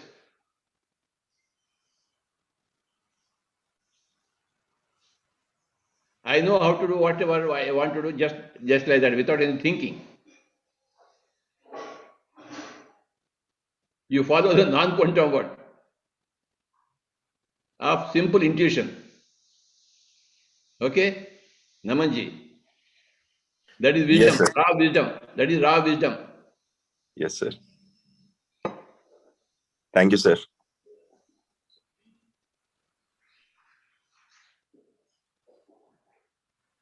Yes, Ranjana ji.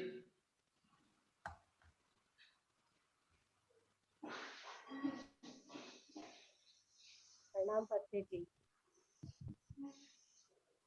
Yes, Baba. I have learnt Maunam Sarvartha Sadhakam.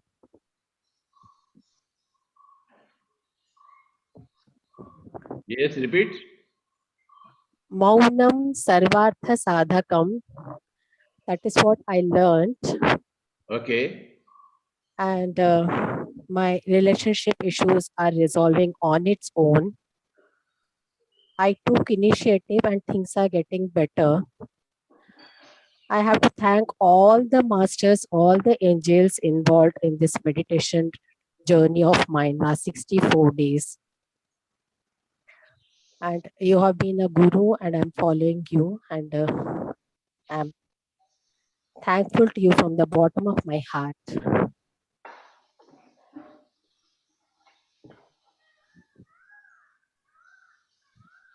Please sing a song for all of us today.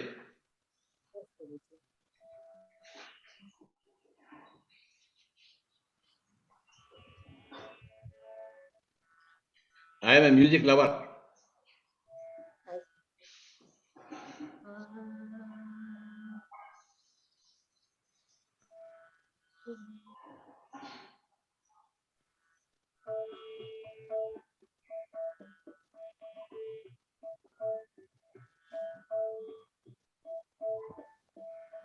साधना तू कर ले सुर की साधना, तू कर ले सुर की साधना, तू कर ले सुर की साधना, तू कर ले सुर की साधना, तू कर ले साधना, तू कर ले साधना, तू कर ले सुर की साधना,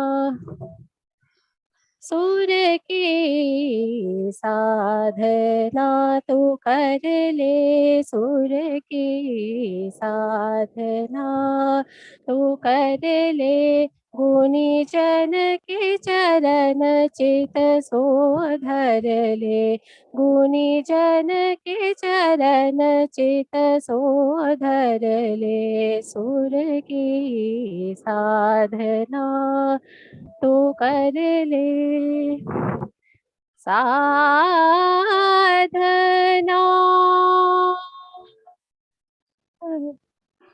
तू कर ले सप्त सुरन तीन काम रट रट, सप्त सुरन तीन काम रट रट, ज्ञान ध्यान सो तान ताल सुर, ज्ञान ध्यान सो तान ताल सुर, ब्रह्म रंग जप तप तू कर ले, ब्रह्म रंग जप तप तू कर ले, सुर की साधना तू कर ले, सुर की साधना।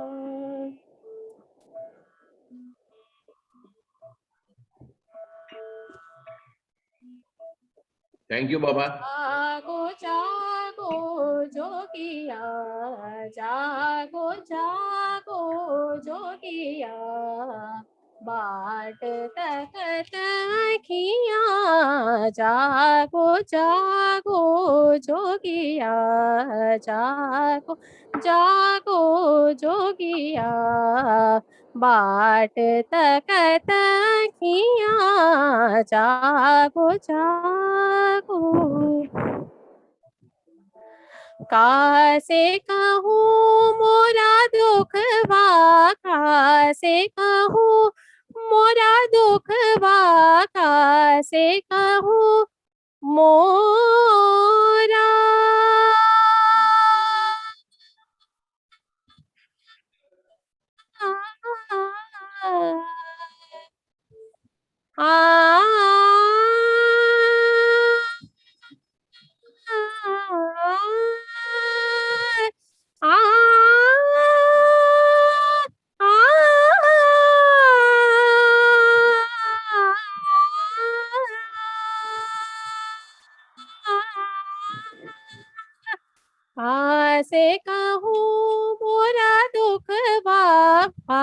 से कहूँ पनि रे नी पा मरे रे सा रे नि सा प सा रे म प नि सा नि प म रे सा से कहूँ मोरा दुखवा कैसे धीर धरे मानवा जागो जागो जागो जागो जागो जागो जोगिया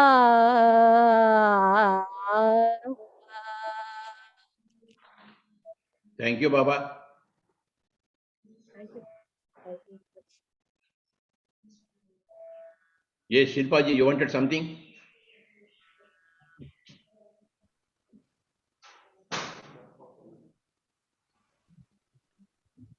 Namaste, Patriji.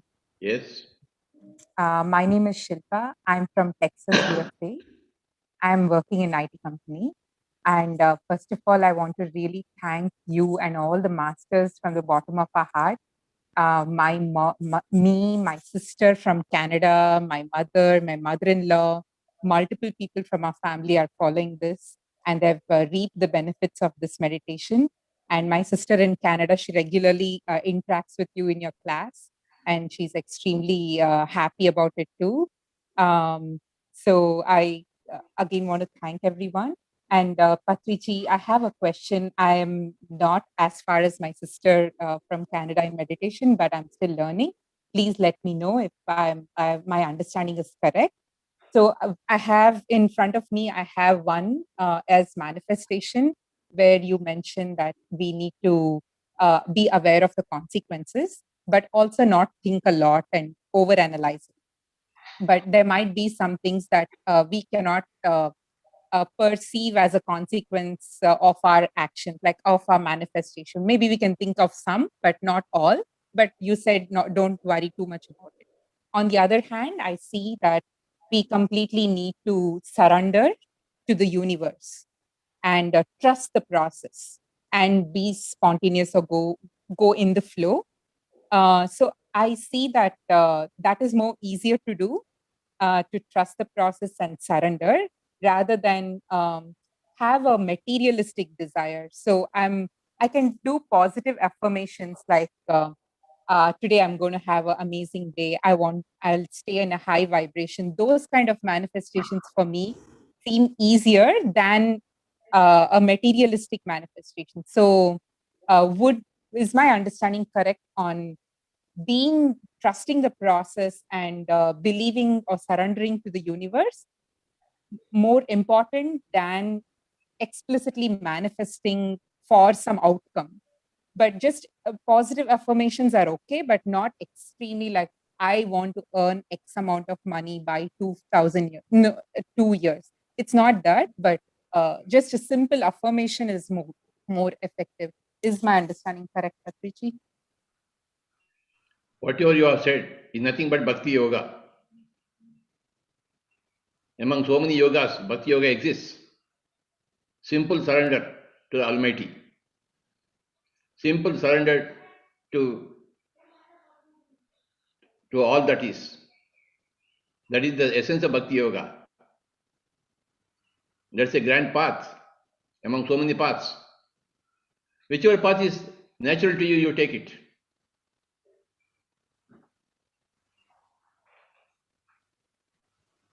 Which path is natural to you? You follow that path. Whatever you have just now said is nothing but Bhakti Yoga.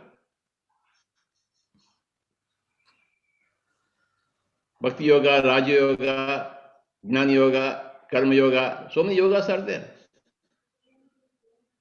There are different paths catering to different temperaments.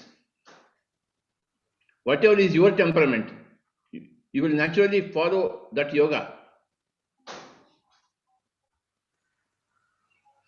Which is better than other? Everything is equally better, equally good. Depends upon the temperament of the particular soul. So carry on with your nature, Baba. Flow with your nature. If your nature says Bhakti Yoga, flow with it. No question of manifestation. No question of consequences. Just surrender. Thank you very much, Shilpaji.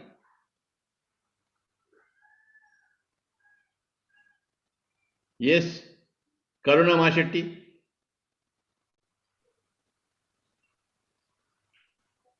Good morning, sir. Yes, Uh, Baba. it's been 5 months since I associated myself with Buddha CEO and your sessions. So I made sure to attend every Tuesday with your session. So Where are in you one from? of the sessions, I live in Atlanta, USA. Okay. So in one of the sessions, you mentioned to a Nepali participant that do not talk much.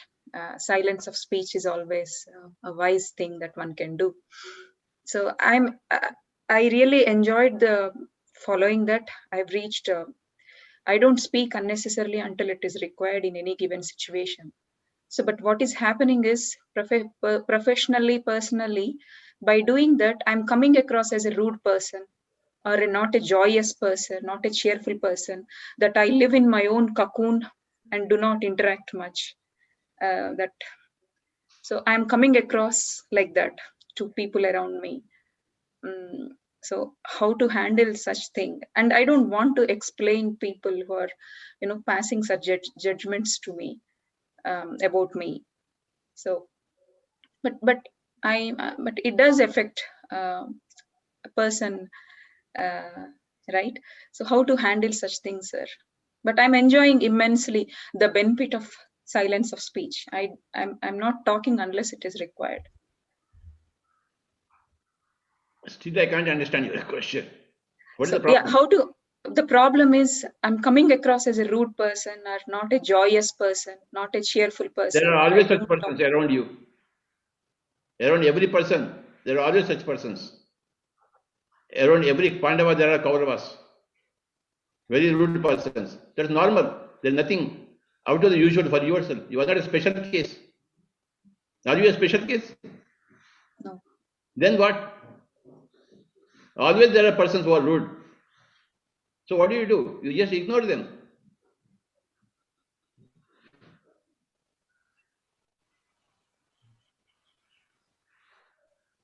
Okay. Ignore them, Baba. Be indifferent to them.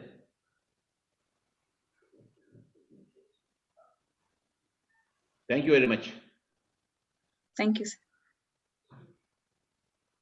Yes, Kushi. Young girl. Good morning, sir. I'm Kushi. Sir, today when I was doing meditation in my terrace, sir, I had an experience. I saw, when I was closing my eyes, I saw a blue color, and from that, fish came, but it was in Madhubani art, and it was swimming and it just vanished. Yes. Hello, sir. Yes. Sir, today in my terrace, sir, I had an experience. Okay. I heard your experience. I heard your experience. So what? So what does that mean, sir? It doesn't mean anything. It's an experience. Just you go through. Don't ask for meanings. Go for the next experience. And sir, I also had another experience, sir. When I was doing meditation, I saw that Taj Mahal, but it was black in color and it slowly started moving to a corner and just vanished off.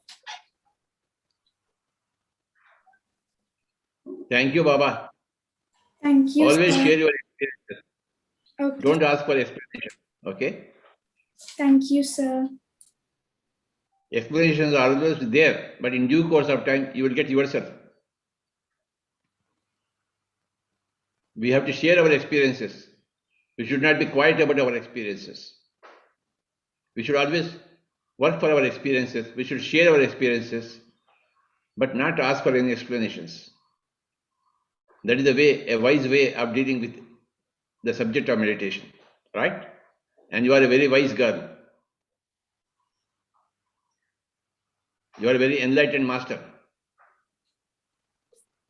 Thank you, Baba. Kushiji. Thank you, sir. Yes, Anjana ji. Anjana Desai.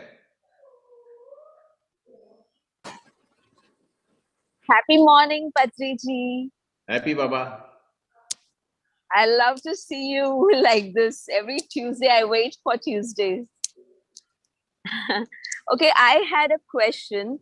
I mean, you always feel meditation is when you're sitting and meditating, but off late, from the time I'm doing this with Shreyans and you and all these masters, I've realized that even while walking, while cycling, while just sitting and observing, like right now I'm on the beach, Juhu Beach, meditation is just happening.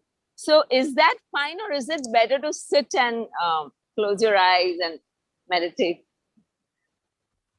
Please throw some Everything light. is fine, Baba. Everything is fine. Wow. When you have opened your eyes, you are with the Yes. nature, then you will be with the nature. Right, right. See the sea, see the sunlight, see the clouds, see the sky, and become one with the nature. Yoga is becoming oneness. Oneness with the nature, with the open eyes. Right. I love doing that. Yes, whatever you love, you have to do that. Thank you. Thank you so much. And I want to come and see you, but I heard there's some problem coming there right now. What problems? I don't know. I was asking Shreyans if I could go with him. I'm also in Mumbai, but he said there are some issues. We have to wait till the 30th. Then wait for it. Okay. Okay. I'll come after that then. Thank you. And I may not be here. I may move out.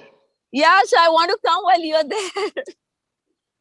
Wherever I am, you come and meet me, Baba. Okay. Okay. I'll do that, Patriji. Thank you so much. I'm waiting for that moment. Yes. Love you.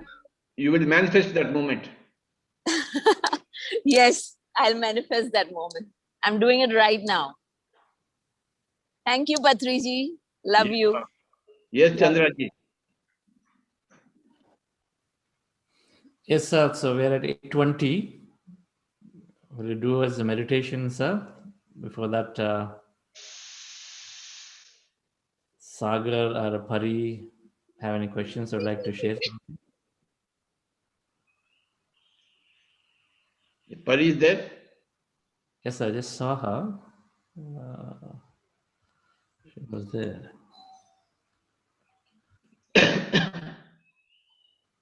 Sagarji, any question? Vani madam, any question? In fact, Sharon Pastor also joined today. Sir, no question, sir. But really, I liked your explanation about the manifestation and about the consequences. You always give the knowledge. Through knowledge, we always get the best. And how to really put our step to next to what really we wanted, is it needed or not needed. Thank you so much, sir. Always you are enlightened us in a continuous process. Thank you for everything, sir. Really, great day, sir, for me. Thank you, Baba. Yes, sir. Yes, sir. I also liked you're saying that just live naturally. I mean, don't crowd your brain with too many concepts, too many things, which I think some of us do just because there's so many people asking questions. So I love that, sir. Just be actually, that's a big lesson for me from today's enlightenment hour from you, sir. Just be natural. Just do what you feel is right. Thank you, sir. Thank you. That's why we said the other day, think less and live more. Yes, sir. Exactly. See, everything is a paradox. You have to think rightly and you have to think in less quantity. Whatever quality should be very high of thinking, whatever you think, but the quantity should be less. It's like eating. The quantity should be less in eating, but the quality should be high. Like speaking, the quantity should be less, but the quality should be high. So there are two things, quantity and quality. Quality should always be high. The quantity should always be less. You know, in Patanjali's niyamas, there are 5 niyamas. Shaucha, Santosha, Tapaha, Swadhyaya, Ishwar Pranidhana. Tapa means less quantity. Sleep, less quantity. Eat, less quantity. You know, think, less quantity. So this tapa is reducing the quantity of everything and increase the quality. When you reduce the quantity, you automatically increase the quality. When you want more quantity, less quality will be there. When you keep on talking, blah, blah, blah, blah, blah, blah, blah, because you are an expert in talking, the whole quality of your talk will go down. If you want to eat everything, then you will spoil your body. If you want to keep on thinking of the quantum infinite possibilities, then you are debilitated. So, quantity and quality are inversely proportional. The quantity is more, the quality will be less.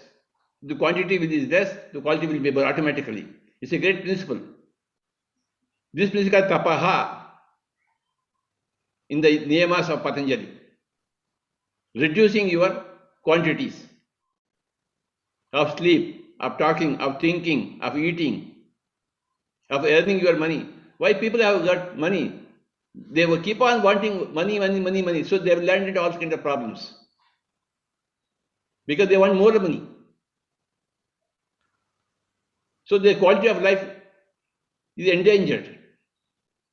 When you want so much money, why do you want to become a Birla Tata? You will land into problems. Somebody will come and murder and loot all your money. Because you have money, they don't have money, they will murder you and take the money. So the result of your quantity of money is only that you get murdered, which you don't want to manifest. Then reduce your money appetite. So today, the concept is tapaha,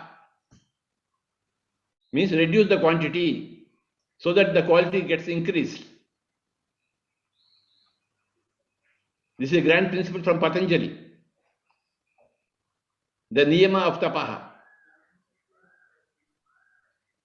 Every word in Patanjali has been chosen like a gem, like a Kohinoor gem. He is such a great grand master of choosing words and choosing concepts, very limited, only 200 sutras in Patanjali, but every sutra is a gem. He did not give a big treatise, he gave just 200 sutras, that's all. Patanjali Yoga Sutras. Very less words. And everything is given in that.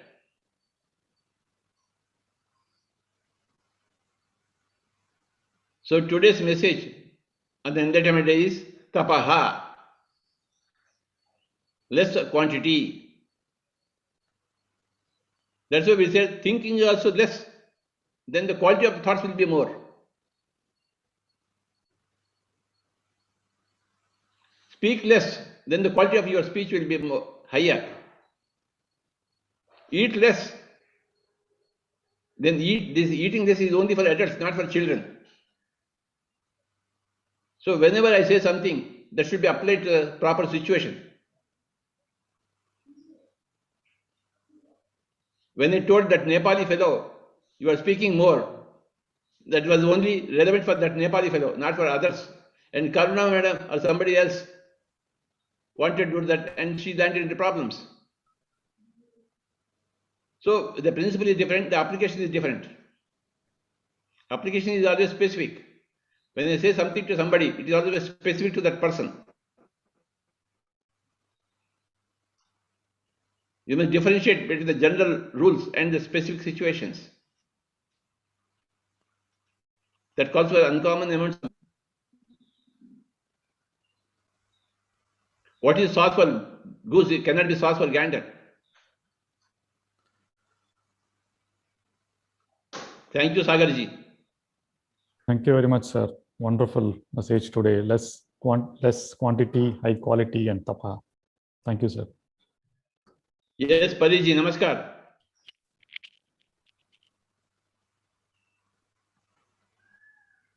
Namaskar. Wonderful concept. I'm just coming from the abundance class. We started a course, Absolute Abundance. And what you just gave is the end of the program that we are going to give. And you gave right now. So absolute truth. And I love that you said that what for one person is not the same for other person.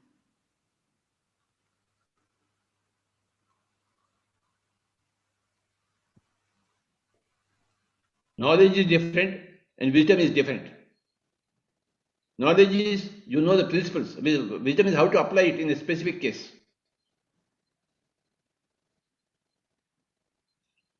That specific case may be an exception to the whole rule.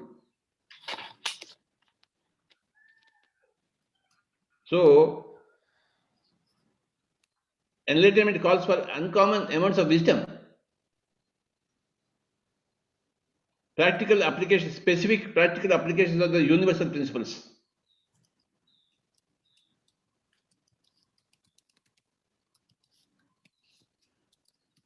Yes, Pooja Jolani ji.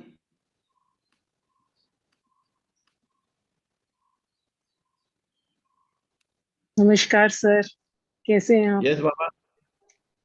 How are you, sir? I am very, very fine, Baba. Thank you, sir. Just wanted to meet you and update you with my life that it's going very well with your blessings. I'm into the Karma Bhumi, managing my kid, my family, and managing my life and teaching people. And with your blessings, growing day by day and learning wisdom from your daily classes. Where are you speaking from? I'm from Bangalore, sir. Bangalore, okay, fine. Yes. I'm staying in Bangalore right now, sir. Okay. And with less is more, sir. I have applied this in my life. And it is really, I'm experiencing this concept where as my desires and as my needs are becoming less and less, I'm acquiring more and more in my spiritual world as well as the material world. I am getting many things before even I ask. And I have turned down my desires and everything. And gaining wisdom to how to conduct my life on the material level. And with your concepts, with the meditation, the Anapanasati meditation, I am now capable to teach many of the people who are around me, and especially my family is also gaining benefits with the meditation. My mother, my sister, they have all started doing meditation, and they are gaining benefits physically also, sir. Like their anxieties and their stress has reduced a lot.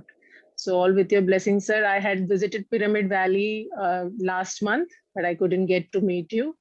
Maybe sometime in the future, I will meet you, sir. Yes, sir.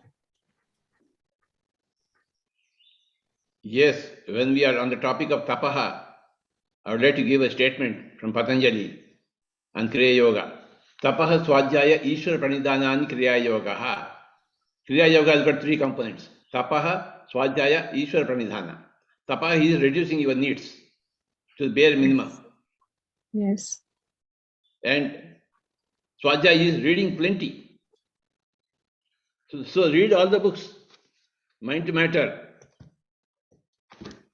Anapanasati meditation, New Age Pyramid Energy, Messages from 40 Masters, One Mind, Thinking and Destiny. So Swadhyaya should be done. Tapaha Swadhyaya Ishwara Pranidhana. Ishwara Pranidhana means seeing everything as God. Yes, sir. Everything is God. The problems in your life are God. The advantages in your life are God. Everything is God. So that is Ishwar Pranidhana. Tapaha Swadhyaya Ishwar Pranidhanena Kriya Yoga. This is the definition of Patanjali. First comes tapaha, reduce your needs and increase your reading. And see everything as God.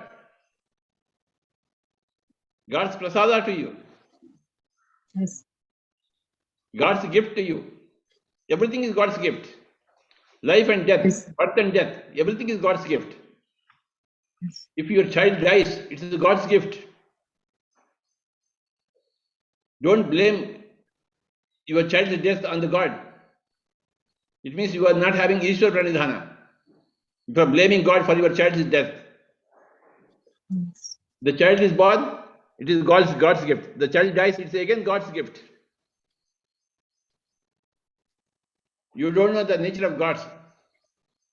What gifts they are going to give you. Everything is a gift. That is called Ishwar Pranidhana. Tapaha Swadhyaya Ishwar Pranidhana Kriya Yogaha. This is the definition given by Patanjali.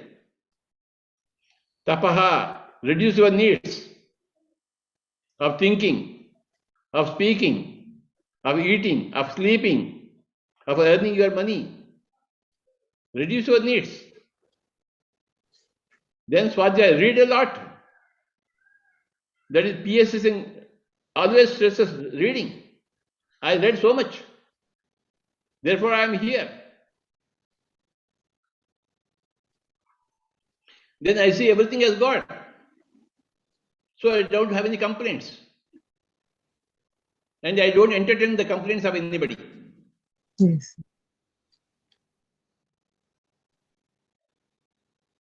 If somebody is sorrowful, I am not sorrowful. I see abundance everywhere.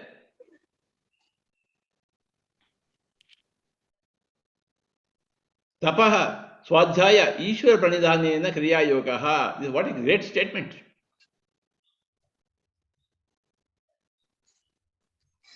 In PSSM, we are all Kriya Yogis, Baba. We have all less needs. We are happy with the bare needs. And we do plenty of Swadhyaya. Himalayan amount of Swadhyaya. And we are masters of Ishwar Pranidhana. I bow down to all the pyramid masters who are in front of me, including Pooja Jodani ji. I bow down to you, sir. Thank you, sir. Yes, Muskan Malik.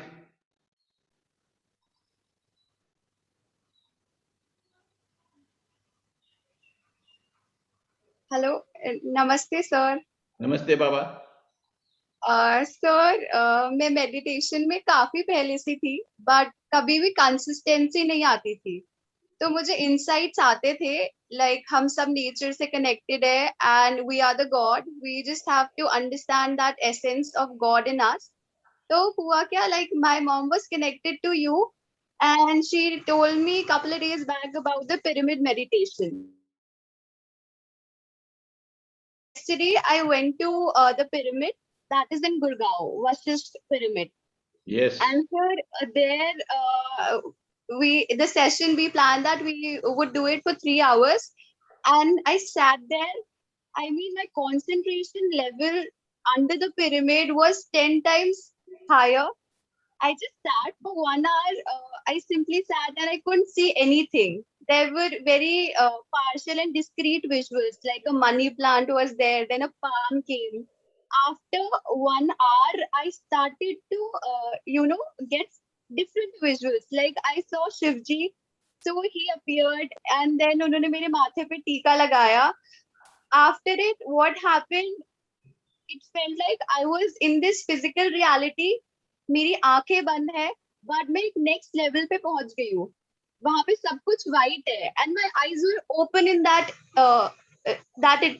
Atmosphere and उसके बाद after some time I saw someone's feet and I was so much drawn to it that I was called to touch it, and then I literally went bow down and I started crying. I mean, there were my masses as well.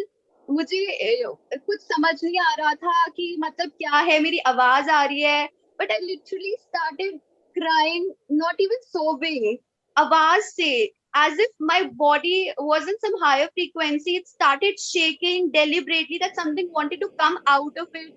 I just let it out and went out all the sorrows, and there was like sorry inside of me. And after it सब कुछ काम हो गया, and then मुझे बहुत blissful experience हुआ. मेरी smile नहीं जा रही थी, and my concentration level was on another level. 4 o'clock. I mean, it's a very small experience that I wanted to do something, and I was thinking of that from past 4 years. Like, I wanted to go to the salon. I don't know what happened. I didn't think of that after coming in. My mother, she asked me to bring bread pakoda, and immediately that thing happened. What I wanted to do for past 4 days. And for the past 1 month, I've been concentrating so much that I had to wake up at 5:30. I have to be consistent at meditating. Something was calling me that, Muskan, you have to do it. This is your purpose. But I wasn't able to do it. And today my alarm rang at 5:30 again, and in the one go I woke up, and today again I meditated for an hour. So I mean, when you meditate, things starts to fall in place and they start to happen without you even trying. So it was such an amazing experience. I'm so blessed to be part of that pyramid meditation. And sir, अब मुझे ऐसा लगता है कि मुझे वहाँ पे रोज जाना चाहिए. I was so enlightened. I've never had such a beautiful experience. Everyone should meditate under the pyramid. Thank you, sir. Thank you so much. Wow wow wow, आज तो गुड़गांव पिरामिड धन्य हो गई. आप जो वहां जाकर ध्यान में बैठे हैं. सर, मैं धन्य हो गई वहां पे जाकर. पिरामिड का पता चला और मैं वहां पे गई. Deliberately I was called for it. Someone was asking me, matlab, I was after my mom's life from the past 4 days. I want to go there, and somehow, it was not happening. Then my masis came. So earlier it was planned that we two will go, and then somehow we all 4 went there. So it was an experience of a group meditation. So coming back to one more definition of meditation. Meditation means less thinking. We are overthinking without meditation. Meditation means bring down your thoughts. That is tapaha. Tapaha is nothing but meditation, Baba. We are unnecessarily thinking so many things, quantum possibilities, and getting stuck. So reduce your thinking, reduce your thoughts, and that is what is meditation. Practice of meditation. You reduce. You don't have to think always. Non-meditators are always thinking, all random thinking, stupid thinking, unwanted thinking. In meditation, you bring down the thinking to bare minimum. Meditation is tapaha. Think less and live more. That thinking less is nothing but doing more meditation.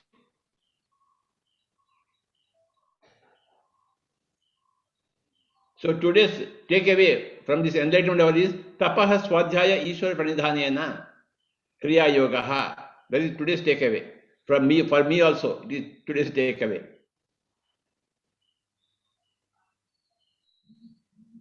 Thank you, Muskanji. Yes, Mahesh.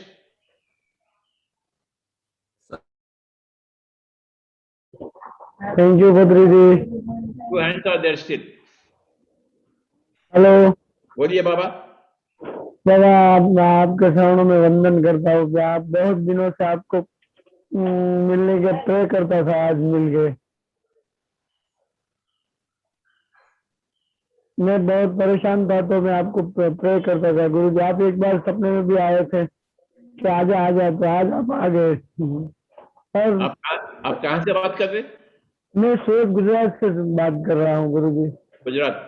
Thank you बाबा. हाँ, और मैं ध्यान कर रहा हूँ गुरुजी, बराबर लग नहीं रहा और मेरे प्रॉब्लम है बहुत सी, तो वो सॉल्व नहीं हो रही, तो मैं बहुत परेशान हूँ थोड़ा मैं। सब कुछ ठीक हो जाएगा बाबा, आप करते रहिए। हाँ करता तो हूँ, 40-50 मिनट करता हूँ। 3 घंटे करना, 3 घंटे। थैंक यू, 3 घंटे करो, सुबह 3 बजे उठ के करता हूँ गुरुजी। 3 घंटे करिए बाबा। हाँ 3 घंटे करूँगा। Thank you, thank you. आप मिल गए तो मिल गया, जहाँ मिल गया अभी तो। Thank you Baba.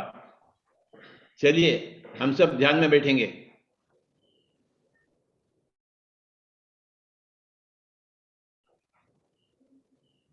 Put everybody into meditation. Chandra. Okay, sir. 10 minutes meditation. Dear friends, with your eyes closed, fingers into fingers, observe your natural breath.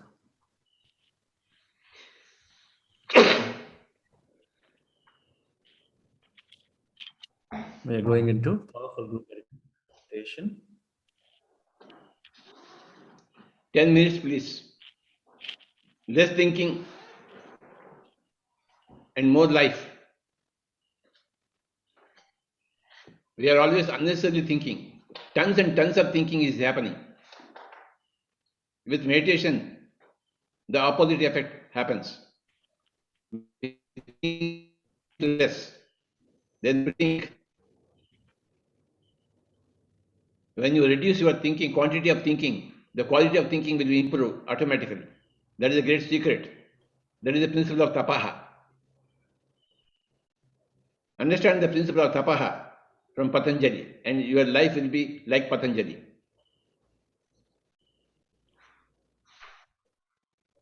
Ten minutes of tapaha, less thinking, no thoughts whatsoever.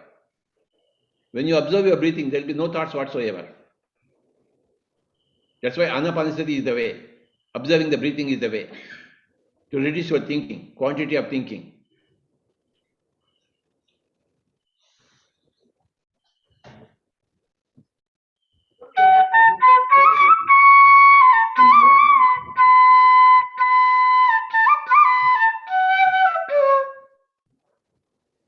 Tapah swadhyayena kriya yogaha. What a great statement coming from Patanjali. 3 things: tapaha, then swadhyaya, then Ishwar pranidhana.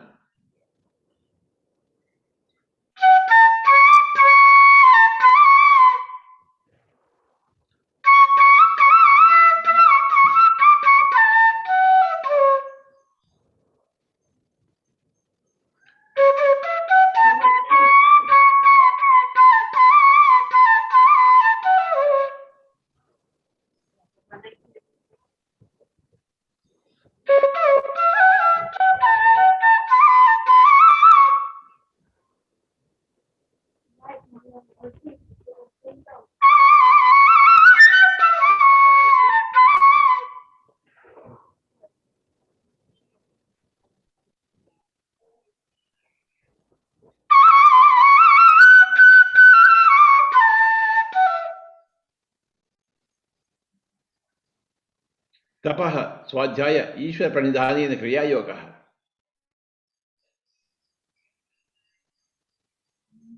Tapaha, reduce your needs of thinking, speaking, moving, earning. Then do a lot of reading, swadhyaya, continuous reading, a lifetime of reading. Hundreds and thousands of books are there waiting for you to be read by you.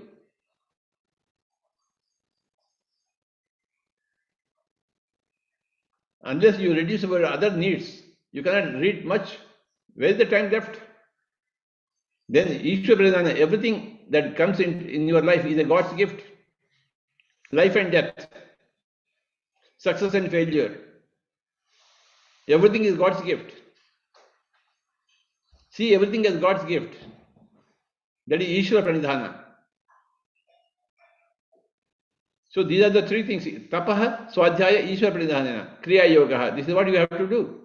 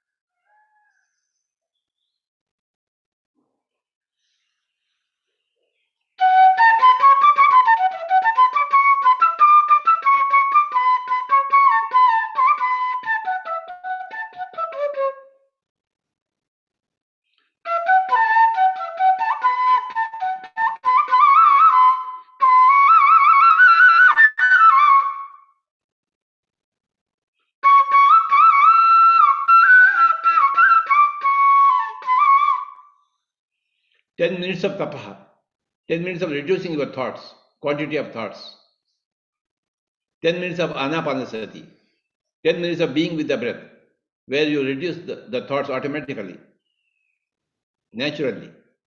That's what happens in anapanasati. The number of thoughts gets reduced.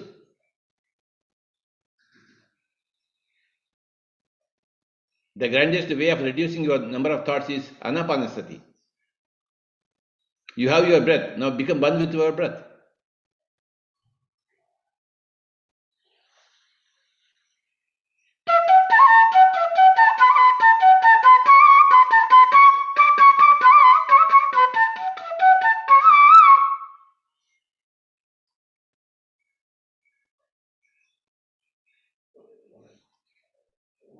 Tapaha, Swadhyaya, Ishvara Pranidhanena Kriya Yogaha, given by Patanjali.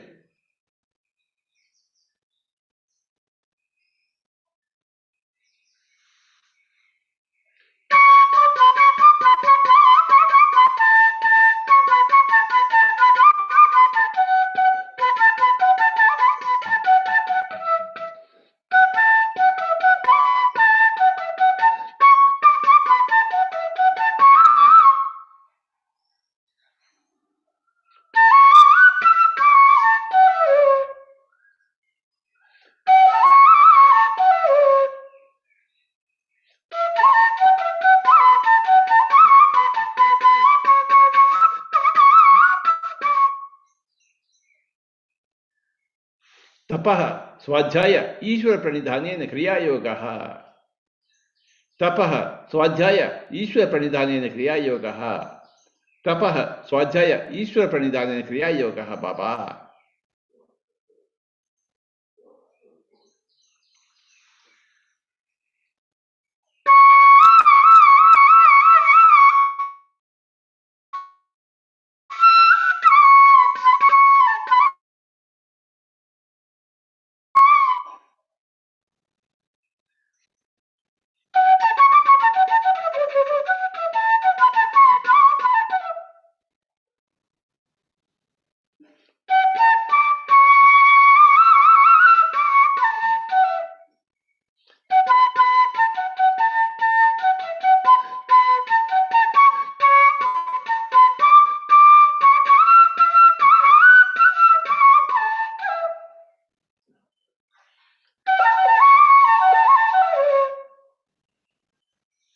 Final 2 minutes.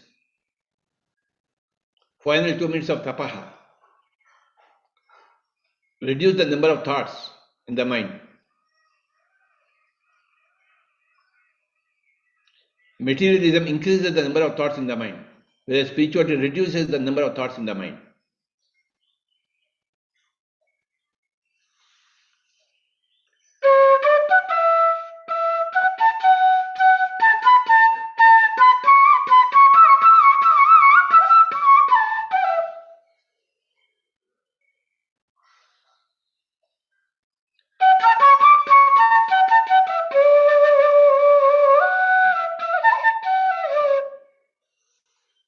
Final 1 minute.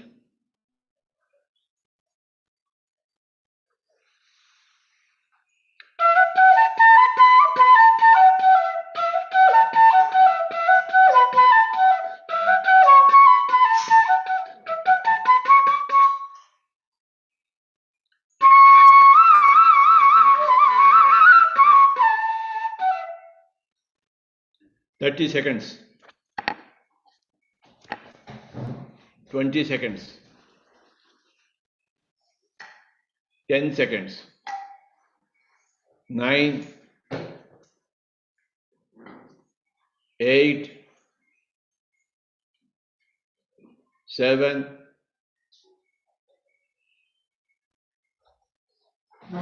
6, 5, 4, 3, 2,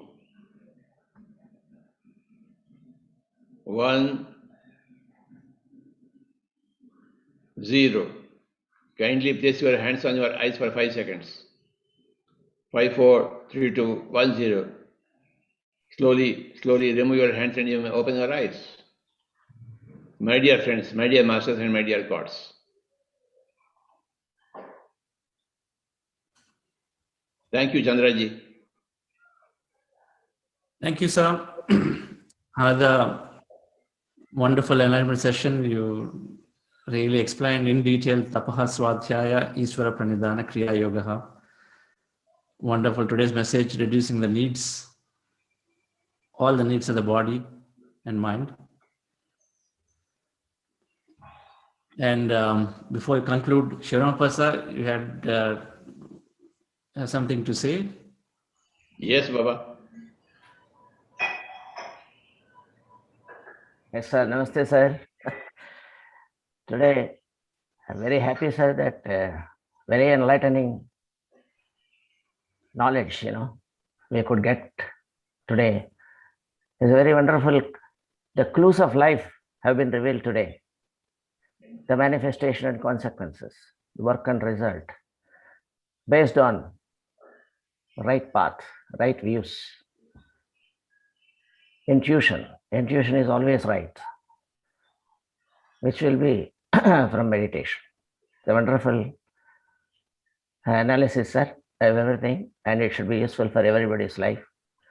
And Tapaswadhyaya Iswara Pranidhana, the wonderful concept of the great wisdom.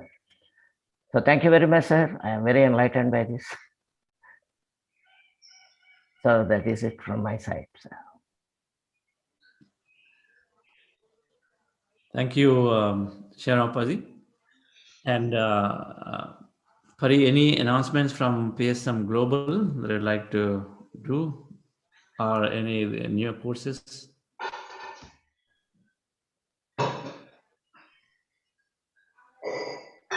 Pari? She's not there.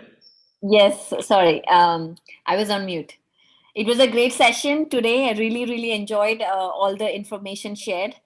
Very powerful. I am glad we are here and learning about this information, because this is the most, I think, piece of wisdom that we can all incorporate in our lives. So thank you so much. And we have the Academy, Pyramid Spiritual Society's Global Academy, where we just finished Shreyans Daga's Quantum Living. It is still available for anyone to go sign up, and all the videos are there. We just started Absolute Abundance course today. So if you're interested, if you want to break through your abundance blocks and start manifesting the life that you desire, please sign up, join us. It is an 11-day boot camp where it's a power pack. So I invite you all to join. And also the announcement for all the pyramid masters. So if you want to really start getting out there, teaching in organizations or corporates or schools or healthcare departments, and you want to be confident and learning this information, presenting it, Then we have a teacher training course that is coming up in July. So it's a course where is designed to teach you how you can bring this information to organizations, to corporates. So it's a 2-day course. It's a full day workshops. So please join us, and you can find all the information on pssga.org. Thank you very much. Wonderful. Thank you, Pari. I would like to hear Sridharji. Sridhar, where is Sridhar? Yes. Namaste, sir. It's great, punya to be with you. I don't have words to express it. My January 1st started with you this year, and I had an opportunity to get food from you on that day. I'm still, my eyes are getting tears thinking about that. The love you gave us, me and my wife, great. It was really great. I don't know how to express my gratitude to you. Wonderful experiences with meditation, lot of understanding, lot of wisdom. I'm able to understand what life is, and then why we are here, and then what we are supposed to do. All that because of you, sir. Because of you. Wonderful. Thank you. Thanks a lot. Thank you very much. Thank you. Thank you, Baba. And Shalini, Saga, like to talk some announcements from Pyramid Valley. Anything? Nothing specific this time, Chandra. The only thing is we'll be opening up the admissions for the 6-month and 1-year diploma and certificate courses that connecting along with PSS Academy and Bangalore University. So the information for that will be up on the site. Shirampa sir said the admissions are open, so we will announce that. Okay. So thank you, dear friends. It's always wonderful for Enlightenment Hour with Patriji. Seems like we got to extend the time. So next time we will group together to extend this time. And always a pleasure to have you all together. And the organizations are there. So pyramidvalley.org, psmglobal.org, dhagafoundation.org, and the buddhaseva.org. So many programs are there. These are just 4, but there are many others are also organizing programs in languages. PMC is the keyword to get to know about everything that's happening in the Pyramid Research Movement. So thank you once again, sir. Thank you so much. Your calendar, we've been seeing you morning 7 o'clock you start, and it's going on till night, sometimes 9:30 and then more. And giving so much time for this session is really wonderful. So thank you so much. And we'll all again meet with Sir next Tuesday in this Enlightenment Hour again. Thank you. Thank you. Have a wonderful day. Sir, next Tuesday with Pakistan, sir. Just okay. Thank you. Thank you all.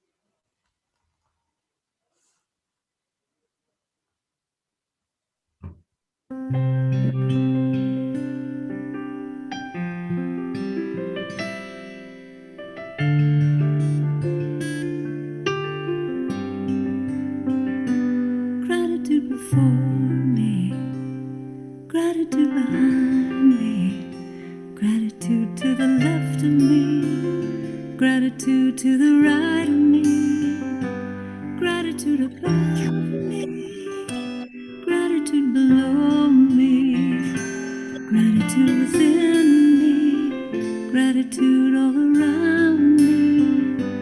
I'm so grateful. I'm so grateful. I'm so grateful. I'm so grateful.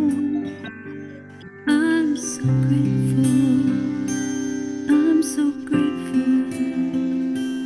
I'm so grateful. I'm so grateful. Gratitude. Gratitude before me, gratitude behind me, gratitude to the left of me, gratitude to the right of me, gratitude above me, gratitude below me, gratitude within me, gratitude all around me. I'm so grateful. I'm so grateful. I'm so grateful. I'm so grateful. I'm so grateful. I'm so grateful. I'm so grateful. I'm so grateful.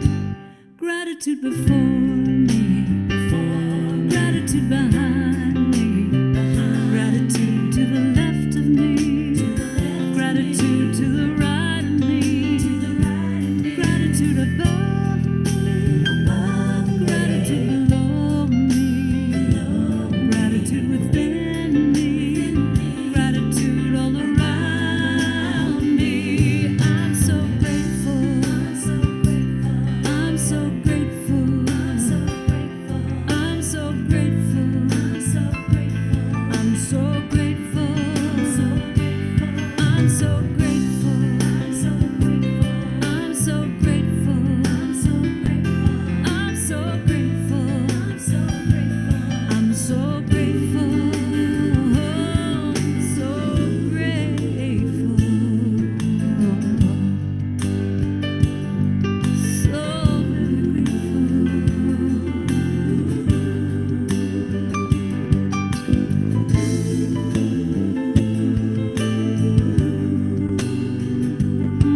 I'm grateful.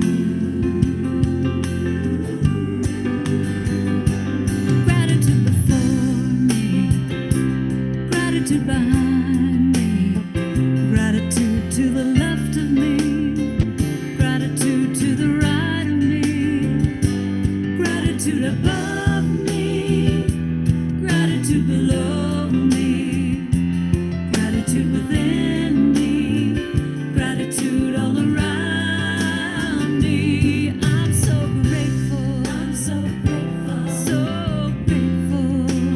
Grateful. So grateful. I'm so grateful. I'm so grateful. Grateful. So grateful. I'm so grateful. So grateful. Grateful. So grateful. I'm so grateful. I'm so grateful. I'm so grateful. So blessed. So grateful. And every day I start my day by saying how I'm grateful. Grateful. I'm so grateful. Every day I say grateful. When I go to sleep at night, I just say that I am grateful. Thank you all. Meet you all again tomorrow at 6 a.m.